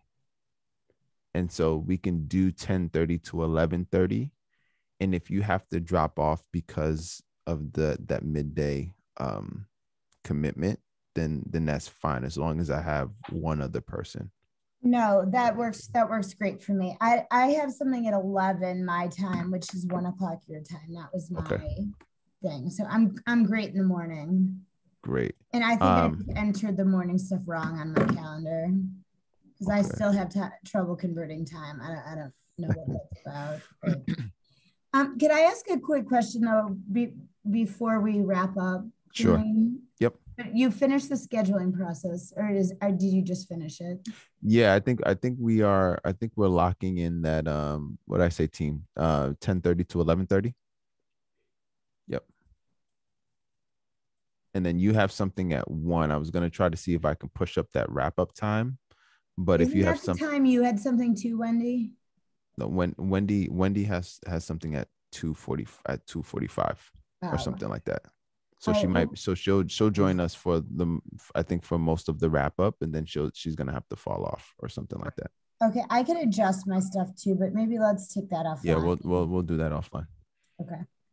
And what time do you guys want us for the wrap up? Just to clarify. Well, we're going to we're going to take that offline, but we might want to push that up. Okay. But we'll let you guys know. Go ahead, thanks. I just wanted to ask quickly before we kind of launch into meeting with other folks today, and ask if there's any expectations that you hold for all staff or teachers, like instructionally, like something you expect everyone to do, in classrooms or teaching, or things, we talked about the mission piece, but just, I sometimes use the word non-negotiables. That sounds scary sometimes, but, just interested in that, before we start talking to teachers and other staff. Yeah, I can give you brief answer to that, Thank you. Megan. You know, I think Blackstone, just like all charter students in Rhode Island, except for siblings, students get in through a lottery. So the only thing we know about our students when they come to Blackstone is their name and address and phone number, email. So we get who we get. And, you know, a lot of folks think, oh, you just, you know, you only take A+ students. Well, no, we do not. You know, we have a whole range of students. So I think for me, the expectation for every single teacher that I have for them, that Carolyn has for them, and that they have for themselves is that they will meet the needs of every single learner in their classroom. The heroics involved in that are unending. I think that's been particularly difficult in the COVID pandemic with distance learning. And I'm sure, you know, Meg, you're working on this stuff on a national level. You see the burnout that teachers are experiencing and principals and executive directors are experiencing because they're online 24 hours a darn day. I think the level of guilt that we are all carrying, Carol and I just had this conversation yesterday, like what else could we have been doing during the pandemic to completely meet the needs of some of our most struggling students? You know, when we reopened Blackstone in September, we only reopened, you know, because the virus rates were still very high, we only reopened to our neediest students because we knew that they had to be in school getting face-to-face time with us. So I think that to me is the number one non-negotiable that we all have for ourselves, that no matter how difficult it is, you know, if a student is having some personal challenges, some social emotional challenges, whatever academic challenges that they're having, we need to find a way to not only meet their learning needs, but help them to grow and thrive as learners. You know, I actually think we have a particular success supporting our special ed students as they move through Blackstone. You know, Carol and I just were looking on Facebook, you know, one of our most challenged, you know, students on the autism spectrum, I saw him on Facebook the other day holding his diploma from Rhode Island College. And she and I had this meeting yesterday where we were remembering meeting that student as a 9th grader. And wow. I'm just getting goosebumps right now. I know it's kind of corny, but like, that's why we do what we do, you know, because Hugo, who came in to Blackstone, pretty challenged, pretty disheveled, pretty overwhelmed, you know, now he's a graduate of Rick in 4 years, like he graduated on time. So I think the lengths that we all go to meet the individual learning needs, social emotional needs, you know, economic, you know, we help set kids up with jobs, we help connect them to their community. You know, the experiences that they have here at Blackstone have helped those, you know, they helped Jose get all the experiences that would get him into Harvard on the full scholarship. So, you know, for us, it's not just that kid in front of us, it's that kid's family, it's that kid's children. When they end up having children, we are trying to make significant change in our wider community, like we ask our students to do. Yeah. Thank you. That's great. Yeah. And you know, thank you for that answer, because it definitely sets the tone for, you know, what the expectation will be when we do interview the rest of the team. I just wanted to name for the team that, you know, us doing or finishing our interview tomorrow, please don't see it as a negative or anything like that. We just don't want to sell the conversation short. This is a great conversation. We are learning a lot just hearing you all. Yeah. And we want to make sure that we pay respect to that conversation the best that we can. And so we just want to a lot more time for that conversation. All right. Thank you. Right. Yeah. All right. Sounds good. So team, let's take 5 and try to be here a little bit before, or take 4, try to be here before 9:30. You can mute yourself or stop your video, but please don't leave the room. Great. All right.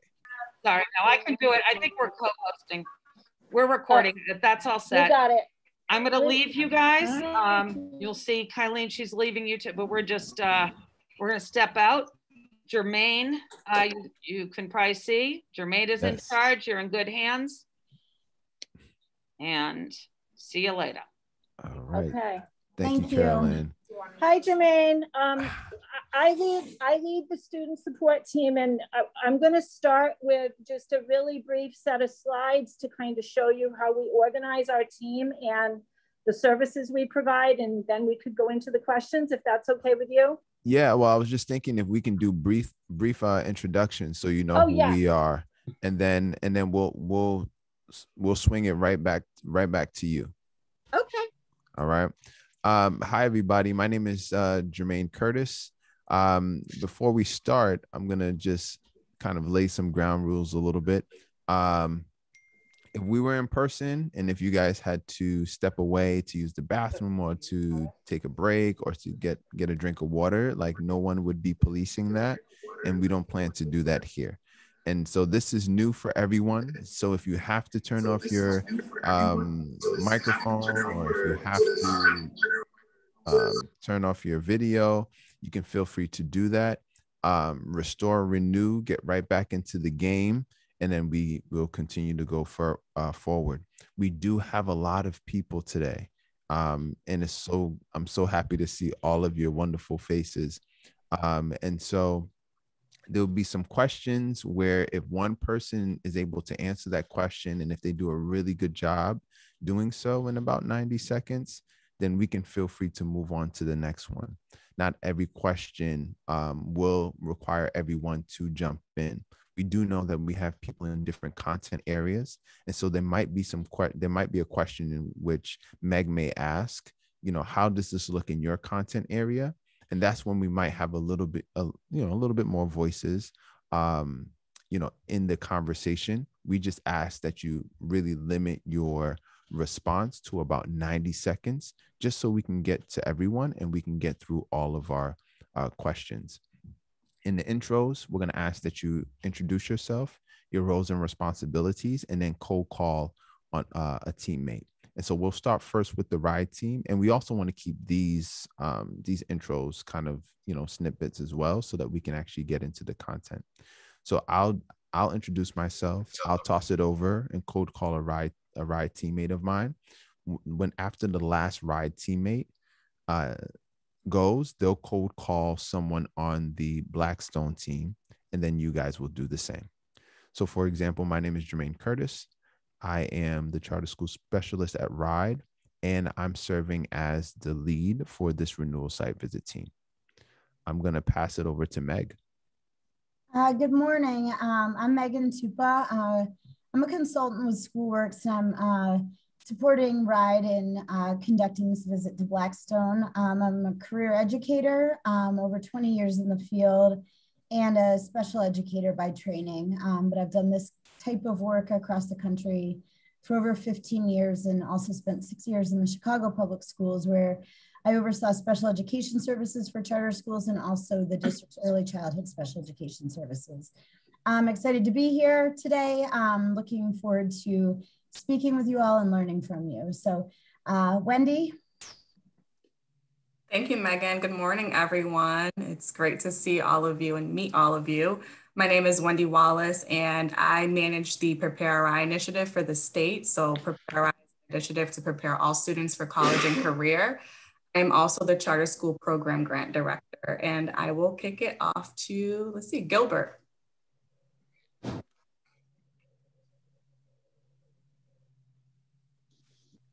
I was there with you, Wendy. I'm sorry. I was muted. So my name is Gilbert Rodriguez. I am health coordinator, and sort of my job changes with the season. Right now we're doing vaccinations, and that's a big deal for us. Been here for a long time, since the French American School. So we're talking 18, 19 years. And, I'm happy to be here, and I'm happy that you're here. I'm going to send it to Heather. Heather.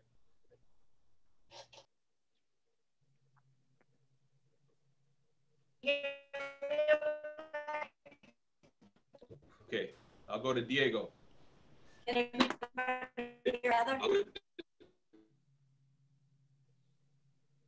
good morning, everybody. My name is Diego White. Like Carolyn mentioned, I serve in a variety of roles, but primarily I'm the 12th grade dean. I do a lot of out of school time learning, so after school, summer programs, and then I also work in college access and higher education. Welcome. Oh. I don't know where that's coming from. I think it may be coming from the student support. Oh microphone. Yeah, maybe Heather. Can we maybe mute that student support computer?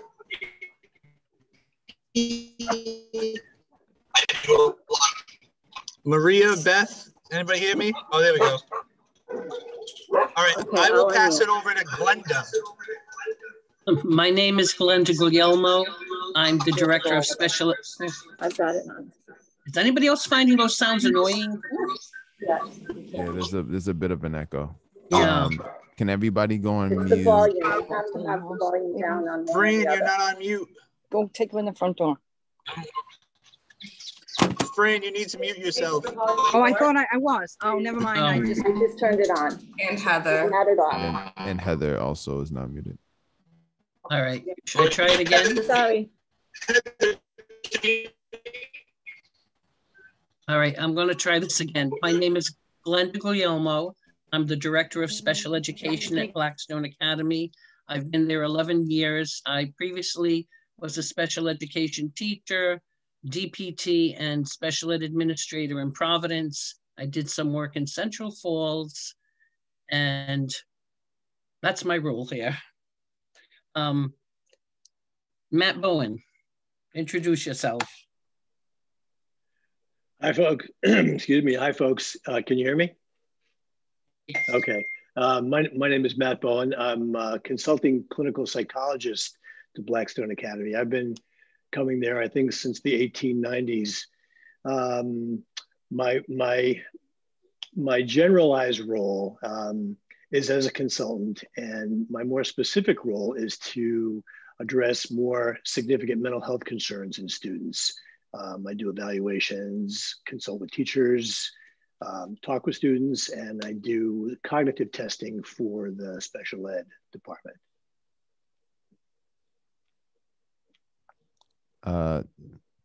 You can cold call another person on your team. Oh, I can? Let's see.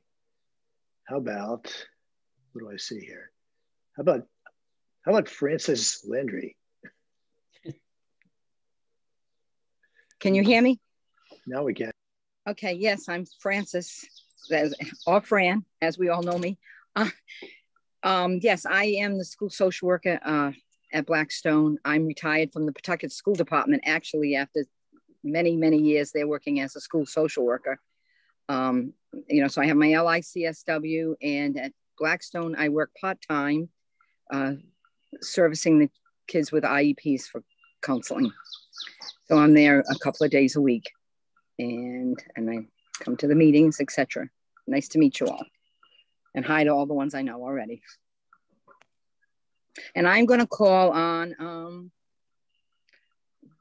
Valerie.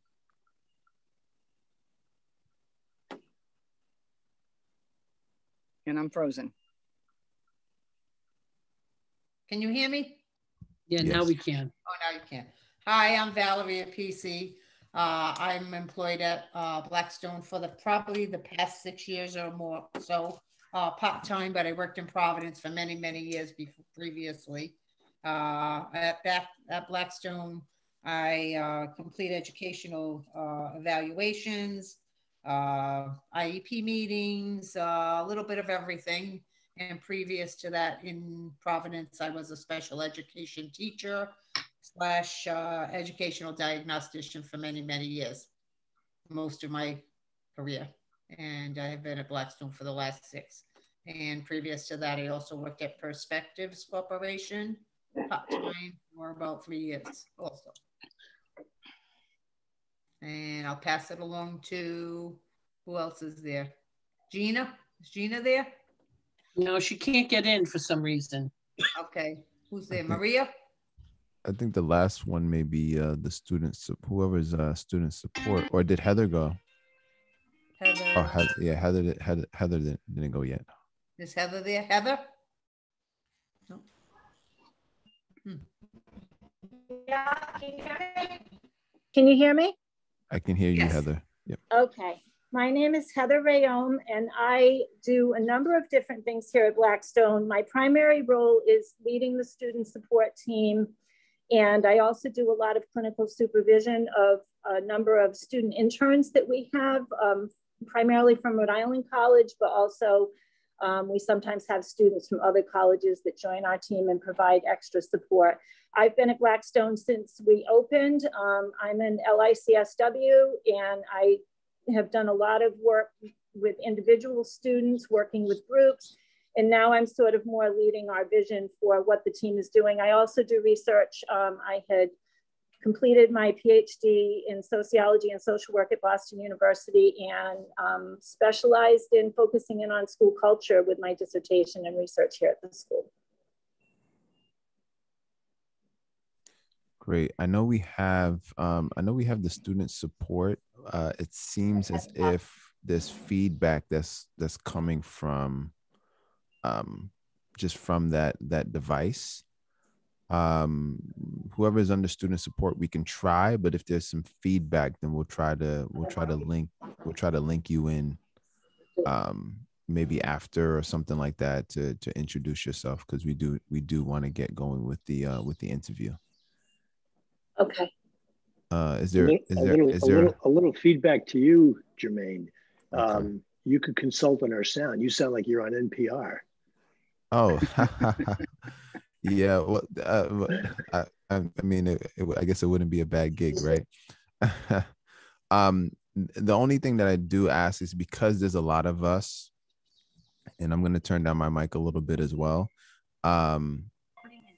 Because there's a lot of us, folks who aren't on mute, there's feedback. And so if everyone who's not speaking can mute themselves, then that'll be great.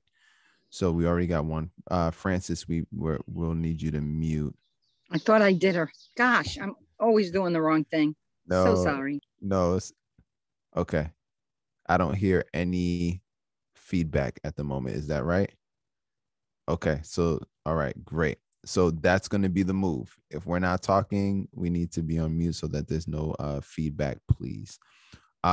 Before we jump in, Heather, we have this time until 10:30.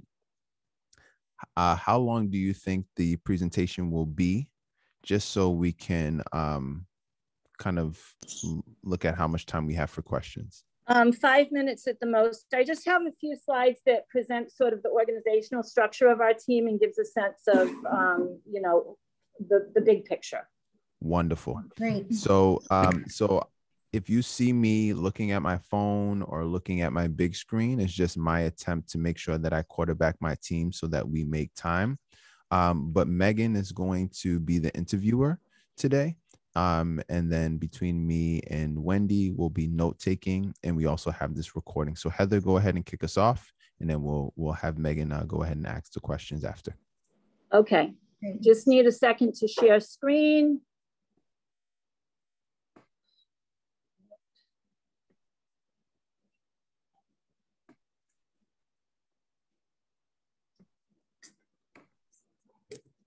My apologies, I had this all ready to go.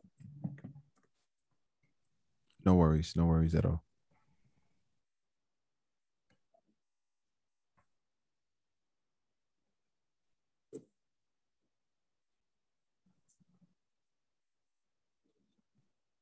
And then, is that there now? You can see that?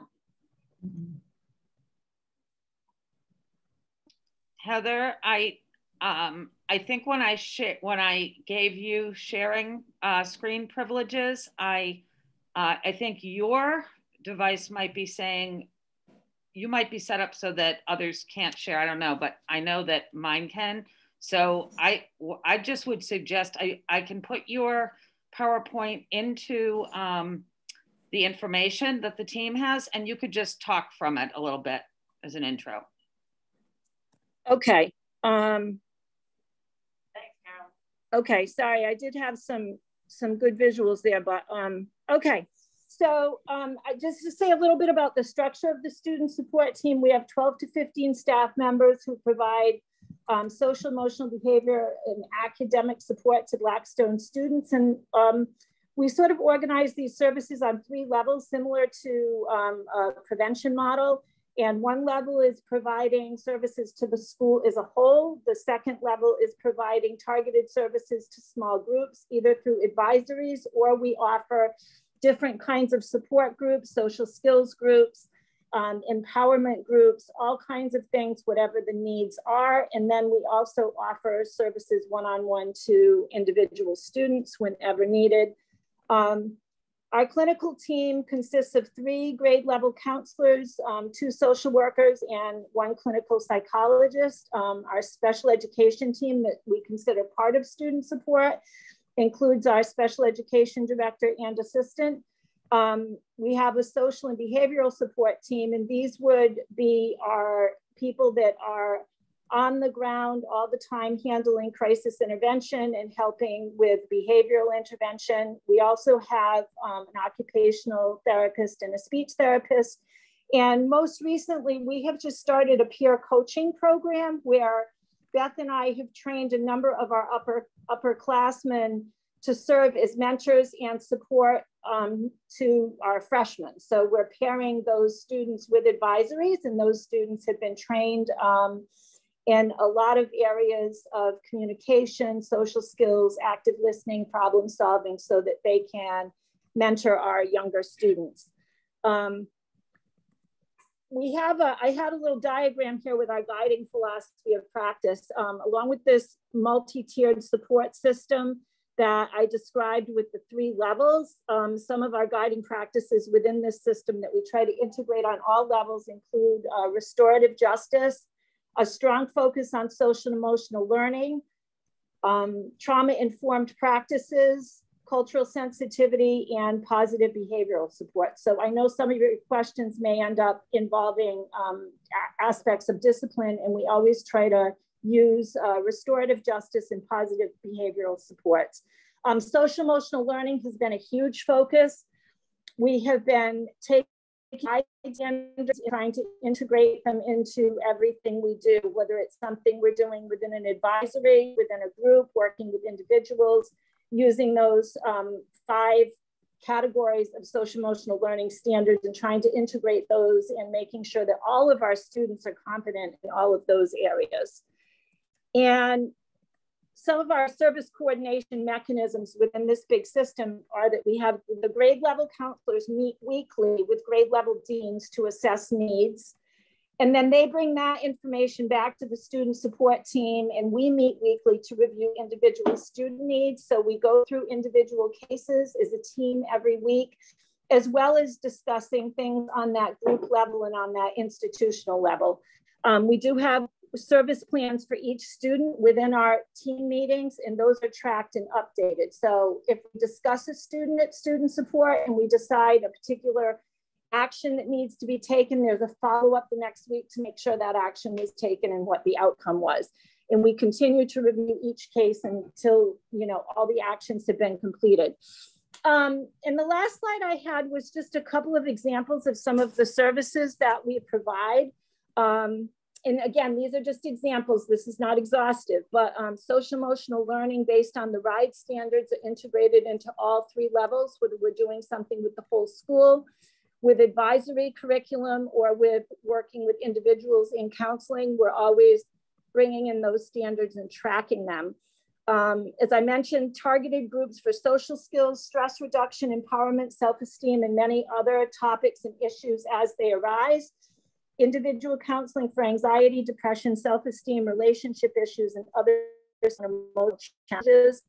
I want to mention that here at Blackstone, a student does not have to have an IEP counseling service in order to get counseling. While we do have somebody that is identified to provide IEP counseling, and that would be Fran, students can get individual services weekly without having that provided by somebody else on the team. We do mediation to help resolve conflicts. Again, that's part of the restorative justice model and the positive behavioral support. We do teacher and staff training to try to integrate social emotional learning into advisories and classes.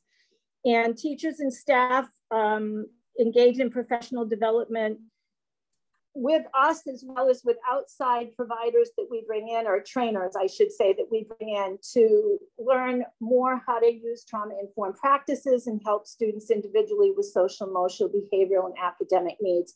The last thing I want to mention is that a very important component of our student support team is that we usually have a cohort of undergraduate and graduate students from the Rhode Island College School of Social Work that help us in providing services to students. So generally within a given year, COVID has been a little bit of a change, obviously, but most years we have 3 to 4 students from Rhode Island College, and between all of them, they provide services to probably 40 to 50 kids throughout each year, as well as conduct groups and help us with everything on the institutional level as well. I think that's all I have. That's just an overview. If you have any questions, happy to answer. Sorry, my PowerPoint didn't come up. No problem. I'm like, is that all you have? Packed into 5 minutes there. I just want to say thank you for that overview. That's super helpful. Just let me ask just a few quick follow-up questions to that, and then I'm going to get into, you know, some of the template questions that we have and try to power through those in the next 30 minutes. But you described your tiered supports. I just want to make sure I have a good understanding of what those are. So would you mind going back to those? I know you talked about prevention on a whole school level, then small groups through advisory, sure, social skills groups. So can you just define each of those tiers and address both academically, behavior, social, emotionally, and tiers 1, 2, and 3 for me, if you sure. And again, I apologize because I had some visuals that helped. It's okay. So I know it's hard to do it verbally. But, yeah, and I understand the lingo. I know what you're talking about. I just want to make sure I'm capturing, the team's capturing the, you know what I mean, the supports and services that you guys provide. Yeah, and how it's implemented within the school. So yeah, and I guess as long as I'm asking that, I'm going to use bad practice to ask 2 questions at once. But and how students get there too, into tier 1 or 2, or into tier 2 or 3 too. So okay, so on the institutional level, we try to integrate within all our academic classes, as well as within whole school events that we might have. We really target those social emotional learning goals for the whole community, as well as prevention of common issues that you might see coming to you with individual cases. So for example, in a normal year, we have once a week a long advisory period, and that would provide an opportunity to have a whole school event where we might have somebody come in to talk about substance use, or we might have somebody come in to talk about domestic violence. And then, so the information and the psychoeducation and social emotional learning would be targeted to the school as a whole. That generally is followed up by those students going off into their individual advisory groups and talking about whatever the topic or the focus is. And then from that group, then if there were any things that arose individually, then that would come to us. So that might be an example of how the 3 tiers can work together in one. But let me just say, to do this justice, I need to say that across the board institutionally, whether we're working with a large group or whether the whole school, or whether we're working with teachers to integrate material into curriculum, we're always trying to synchronize everything and make everything come together with those goals of psychoeducation, prevention of common issues that we might see in teens, mental health, as well as those social emotional learning standards that come from RIDE. So institutionally, we're doing it in classes with the school as a whole, having events, all of that. The second tier with the small groups, those I would say are sometimes targeted towards specific issues, but there's also sort of an institutionalization component to that, in that in the advisory groups, students at each level, 9th, 10th, 11th, 12th grade, within their advisory groups are constantly getting that psychoeducation, social emotional learning through activities done with advisors.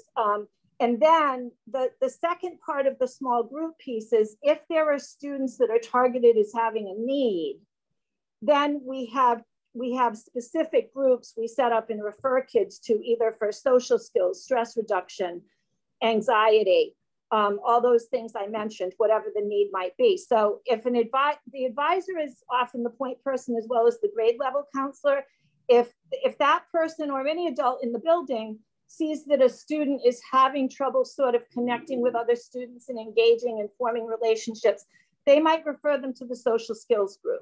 And we have a couple different social skills groups usually going on where we try to match kids that have, the same kind of needs. The individual level is where any teacher, any adult in the building, or any student or any family can refer anyone to us. And we would then connect them with whoever the appropriate person on the team might be to work with them individually in sort of a traditional counseling role. Great.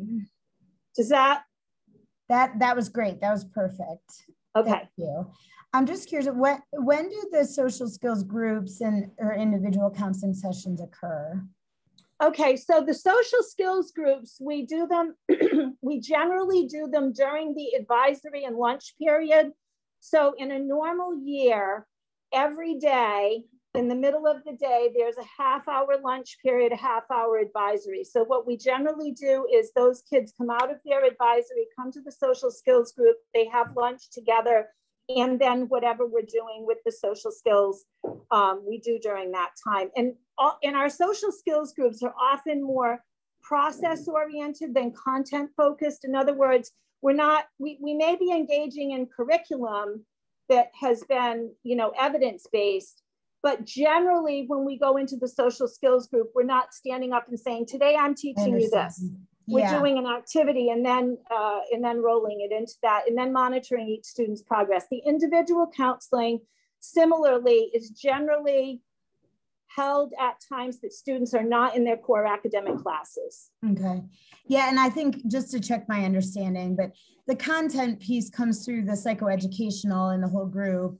In the groups and the individuals, the processing piece, not content. Yeah, well, I would say in the individual counseling, there's more of a combination. Yeah. I mean, really, with each case with the individual counseling, and they might be getting more support, like behavioral support, emotional support, as opposed to, it depends on the level of the situation. Great. They may have a clinician, so they may be getting a licensed social worker. We may be sending them to Dr. Bowen if they need clinical psychology.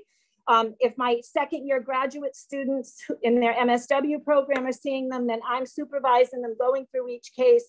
And then our model there is as opposed to defining it as content versus process, I'd say when we're working with individual students, there's more of a theoretical approach. What kind of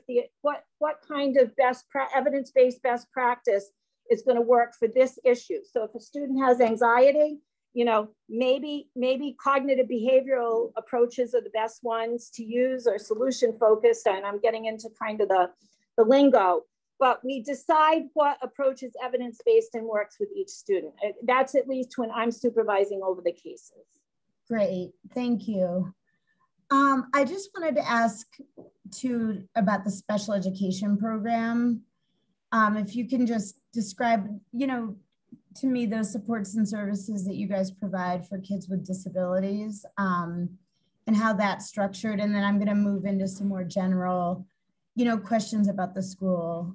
Okay, I'm going to turn that question over to Glenda, if that's okay, because she's our special ed director. Yes, great, thank you. You're welcome. Glenda? Thank you. All our students are included in the general education setting, and our special educators go into the general ed classrooms and they provide support within the classroom. And when necessary, the teachers do pull out the students from the general ed setting into what would be a resource room and provide individual services or small group services in that respect.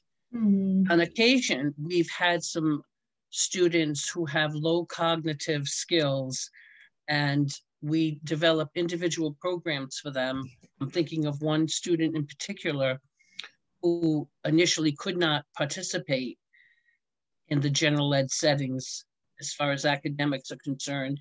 And we had a special education teacher with her most of the day, and she went out for electives, and now she's a senior, she's included in all classes, and she's made tremendous strides over the years. Okay. Our special educators are available to our students, usually before and after school. They're very, very dedicated. Every teacher gives out their cell phone numbers to parents and students, and the students contact the teachers on weekends, at nights, and all hours. Let's see. Do you all use, when you say the push-in, do you use a co-teaching model, or is it more individualized support within the general education classroom? Both. Okay. There are some teachers who are co-teaching, and some just provide support. And in the event other students within the classroom need support, the special educator will provide support for those students. Great. And are those related services like speech or OT, et cetera, provided within the general education setting as well, or are those pull-out services? Or those are mostly pull-out. Okay. Okay. Great. Although we have had on occasion our OT go into a classroom and provide strategies for all students. They'll go into an advisory and give some instruction there. Okay, and then I just have one more specific follow-up question. Around the counseling services, especially around mental health, are those restricted to students whose insurance covers it, or are you able to serve any child who has any child can receive those services? Okay, because I know in some situations it is insurance restricted, so that's great. Blackstone, I'm sorry. Blackstone Academy for years has been dealing with social emotional learning long before it even became more prominent through the Rhode Island Department of Ed. Oh, yes. Yes, they've always provided incredible services to the students. Great, good. Heather, go ahead, and then I've got to jump into some other questions. Okay, done.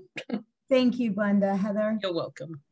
I just wanted to add, I just wanted to reiterate that any student can receive whatever services they need, no matter what. We don't even look at insurance at all. Okay, thank you. Dr. Bowen, is that, I can only see part of your name, but did you have something to add? I'm sorry. Yeah, well, I think, you know, in the early days, before, while the school was getting formed, it was sort of everybody gets what they need to succeed.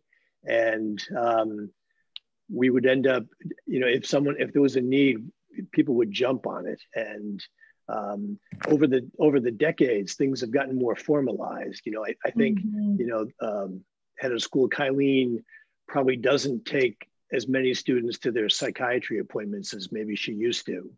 I'm not being sarcastic there. Yeah. I think one of the benefits that maybe it'll sound like I'm tooting my horn, but my background and my connection with the school gives access to that kind of stuff. You know, I can get contacted whenever and kind of jump on things. There's, you know, can you talk to the student? Where, you know, there's something going on. Can you talk to the student? And my answer is usually yes, and quickly. I'm not sure what else you were. No, that's great. That's exactly what I was interested in. So thank you. So I want to jump into some general questions and first start by asking about the mission of the school. And if you can provide examples of how your work fits into the mission, if you can. And I'm not looking for you to recite it or anything, just keywords or phrases and examples of what you do and how that relates to the mission. and anyone can jump in. I am going to try to manage the time. So once I feel like I've got some good answers, I might move us forward. So don't feel like I'm cutting you off because an answer is not good or not sufficient, just to manage time a little bit. But yep, Dr. Bowen, go ahead. I would just say, like, in a nutshell, my feeling is it's all about connection. From the basic, teachers are on a first name basis, and it's all about the connection. We believe that connection between people is what makes the world go around. And to the extent that students get reconnected, that's where success is. Great. Heather, are you raising your hand? Or is it yes, I am. Okay. Yes, I am. And I actually wanted to tag on to what Dr. Bowen just said. Connection and relationship is extremely important here and has been a focus since we started. And I just wanted to mention that for my dissertation research, I interviewed half of our graduating class in 2016 about my focus was the impact of the school culture here on their social, emotional, academic, and behavioral development from 9th to 12th grade. And I did very in-depth qualitative interviews. And the one thing that came through was that every single student in this building felt extremely connected, felt like this place was like a family. Everything about our mission sort of came alive in their words. And the idea of calling teachers by the first name might sound like a small piece of things, but when Matt mentioned it, it reminded me that the students told me that was the key part of our school culture that enabled them to feel like they could open the door and develop those relationships with adults. So I just wanted to add that in. And no, that's great. Megan, could I just jump in and add one other piece? I'm Beth Thurber. I've been here for 18 years. And as part of our portfolio process to graduate, in addition to those close connections and relationships, the students have to do what we call external learning, and they have to get out into the community and build those relationships as well. And many of them have been part of Wendy's Prepare RI and that's all part of, it's sort of all built into the advisory and graduation process, which also goes into our mission statement. Thank you. Thank you. Any other additions or key points? What about then school-wide expectations for student behavior? How would you all define that? Come on, Maria. Step over. Maria? Put me on the spot. Are we recruiting a respondent here? Yeah, yes, well, we're recruiting one of our on-the-ground people who's constantly being the triage person for behavior. Okay, great. This is Maria. Hi, so I'm Maria Silva. I'm Hi, part Maria. of the support team as well, and I also coordinate all of the discipline along with Kylene and Carolyn. I would say we've come a long way in terms of our discipline process. We, for the past 3 years, have switched over to the restorative justice model, where we've trained a lot of our staff and our students to run groups. If there's an issue in the classroom, a student had an issue that disrupted the whole learning environment, then we would have someone come in, like myself or someone from the restorative justice team, and they'll do a circle, or they would do some type of communication between all the parties that are involved. We do a lot of mediations between students, offenders, and victims, and so to speak. We also do a lot of one-on-one with students who have behavior issues and put plans together for students who have behavior issues, so to speak. So I think just on a day-to-day basis, it's all individual. Depends on the student, depends on what the behavior issue is. And we put a plan together to try to intervene and prevent some of the future behaviors from happening. When did you all start to implement or roll out the restorative practices? I would say that it's been about 3 or 4 years now. We had 1 year, obviously COVID happened, but prior to that 2 to 3 years that we started the practice. And have you seen changes in, you know, this is for anyone too, but changes to the school culture as a result? Absolutely, absolutely. Definitely, we see less suspensions. You know, kids are not just at home. If they disrupt the classroom, they're not sent home. Obviously, if it's something that was like violent towards a teacher or a staff member or another student, obviously we have to take precautions for safety of the school. But pretty much we try to isolate the student. Usually a student will get sent down, they'll stay in my office. I do a lot of, you know, having conversations, what happened, how can we make this better? I'll talk to the teacher or the staff person, figure out their perspective on what happened. And then we try to put a plan together to move forward. Great. And how are these expectations rolled out to staff and students, right? How are staff trained? How are students informed? I mean, because restorative practices are a two-way street a little bit to work effectively.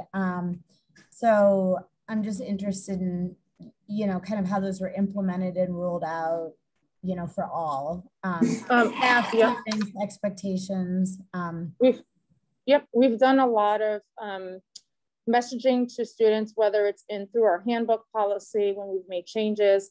We've also had PDs for our staff, our general, like say, day-to-day support staff on, you know, things that happen on a day-to-day basis. We've had time during our staff meetings for our student support team to come in and also educate on what the process is. How do you call? How do you notify?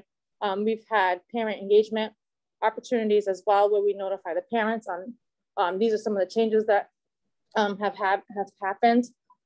So we do a pretty good job, I think, overall as a school, and try to notify everyone on what is going on in the building.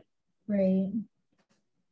And just one more follow-up. You mentioned that some students are acting as peer mediators. How are students identified and then kind of trained to act in that role?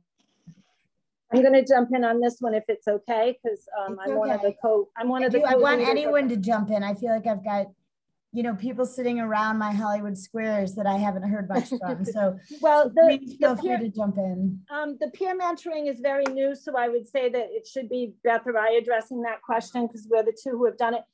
Basically, basically what we did is we allowed students to self-identify if they were interested in becoming a peer mentor, as well as we had some staff recommend students. So we had a number of students referred. We met with them and interviewed them and to see if they were interested in the process. And then by the time we finished up, we have about 10 that are on board, and then they went through trainings with us, and it's a brand new program.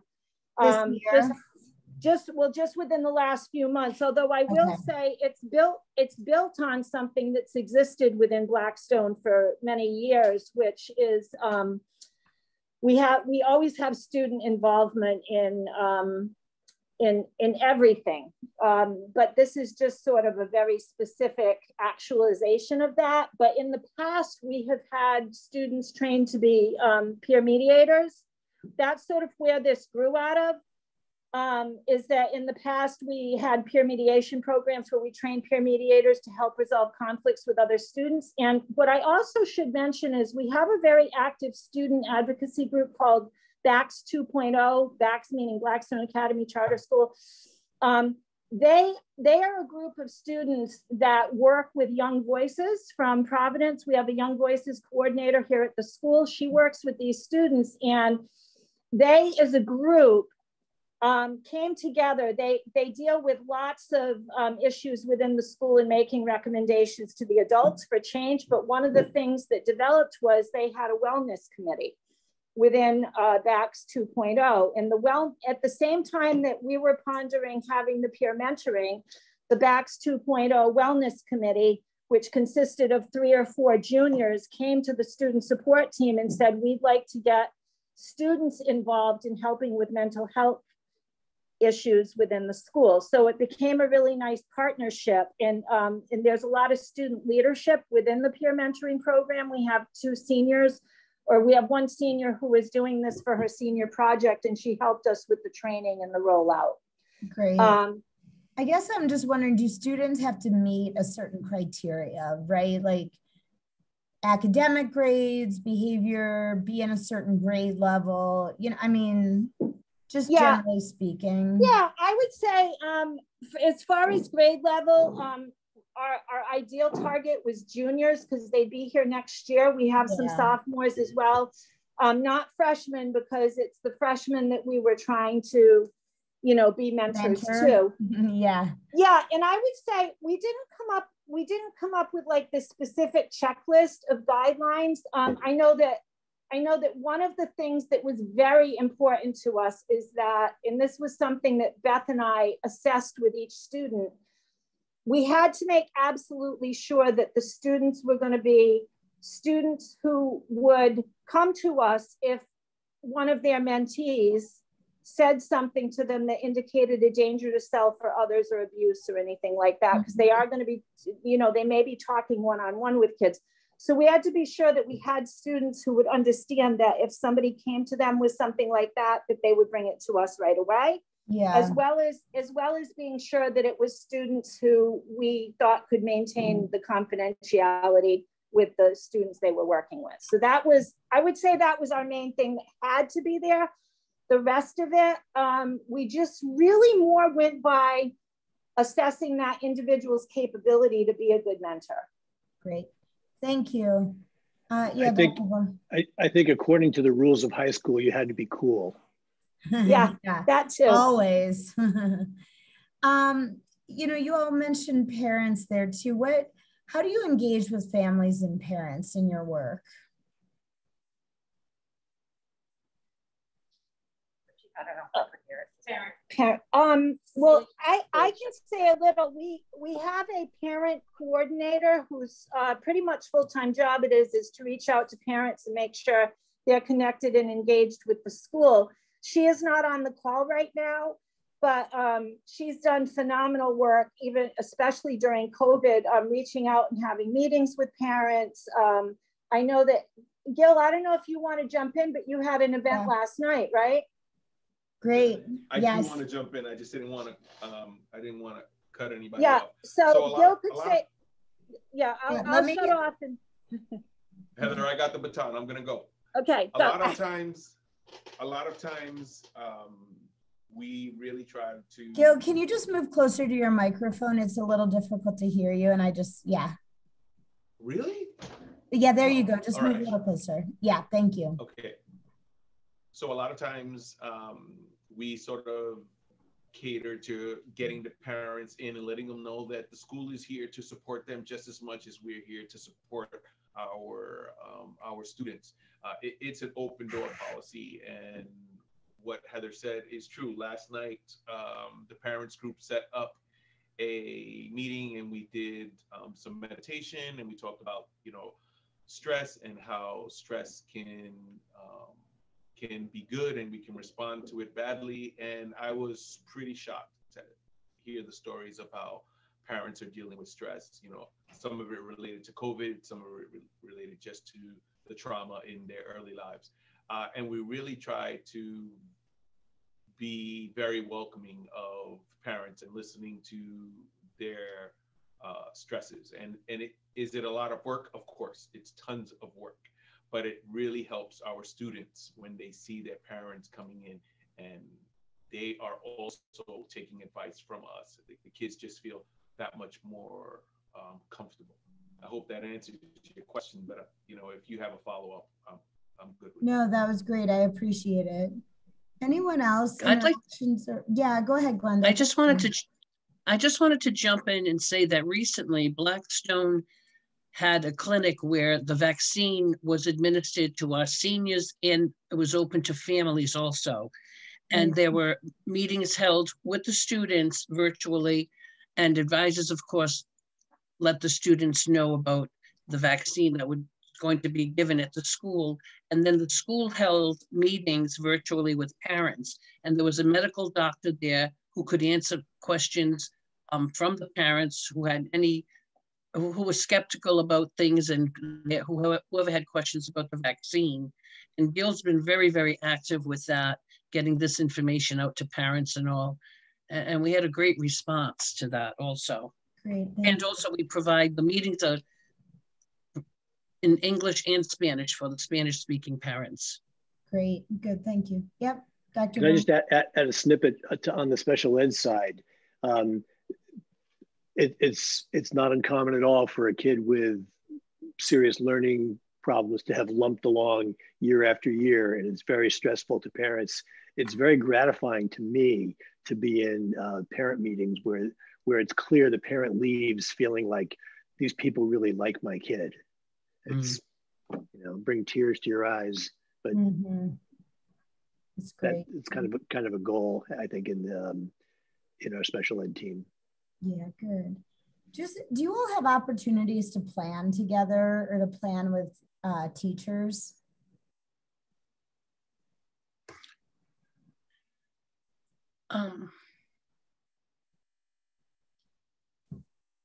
Right, so we have a weekly staff meeting, and those meetings are broken up into different segments. And student support as a team, we have pockets of time where we can do some trainings. And, right now we're struggling and fighting with COVID on bringing out permissions to feel, but we have as much time as we want, as often as we want to come in, whether to do a 15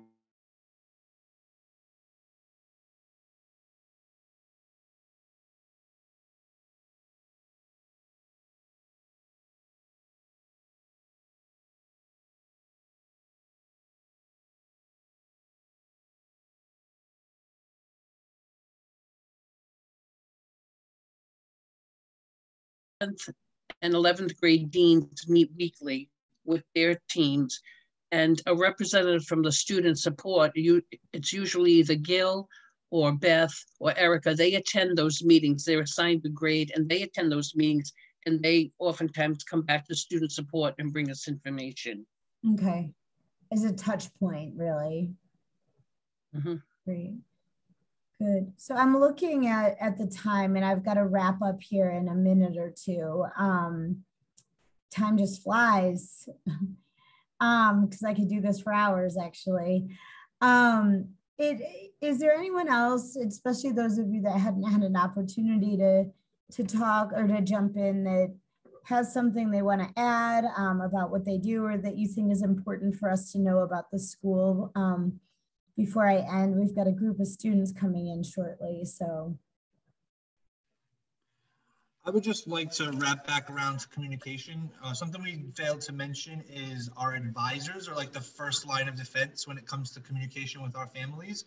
I have 12 senior advisees who I've been with since the first day they got here in ninth grade. So I've been able to develop those relationships with the parents.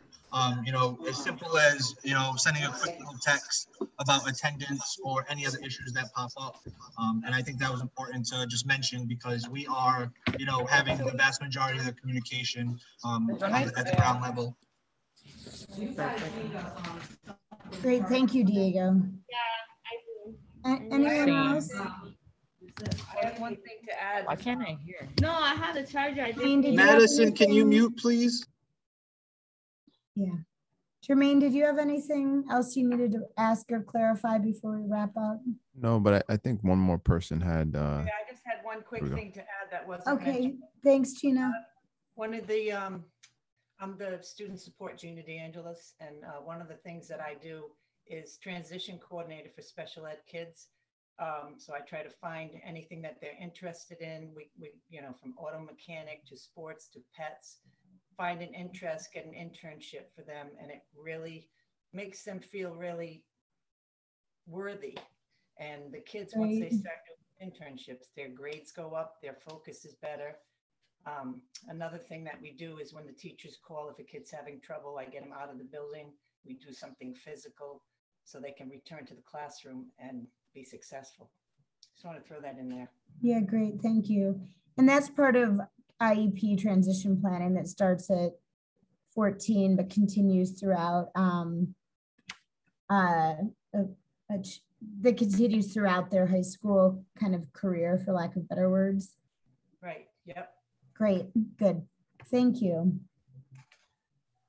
Well, I want to thank you all for your time this morning. It was great to meet everyone, to hear about the work that you're doing, to learn a little bit from you. And thank you, Heather, for the PowerPoint. I just saw your message. And if we have any additional questions as we continue to learn more, we'll certainly follow back up with you. But appreciate, again, your time. And Jermaine, anything I missed there? Yeah, I will. Heather, if you connect with Carolyn or Kylene, they'll be able to give you my my email address, or you can email your presentation to them and they can just put it in a document submission folder that they've provided for us, so that we get that information. We want to make sure that we don't lose those visuals. And as a team, we'll definitely take a look at those visuals so that, what was talked about today, we'll be able to kind of see them laid out. You can pull up a seat wherever you'd like. All right, team. Thank you so much. Right now, we're going to meet with the students. I just want to say we appreciate your time. Thank you. Thank you. Bye. Thank you. Bye. Bye. Jermaine, I'm just getting on for 1 second to see sort of see who's getting on. I'm actually in a room that I'm going to leave them in, but I've got some of the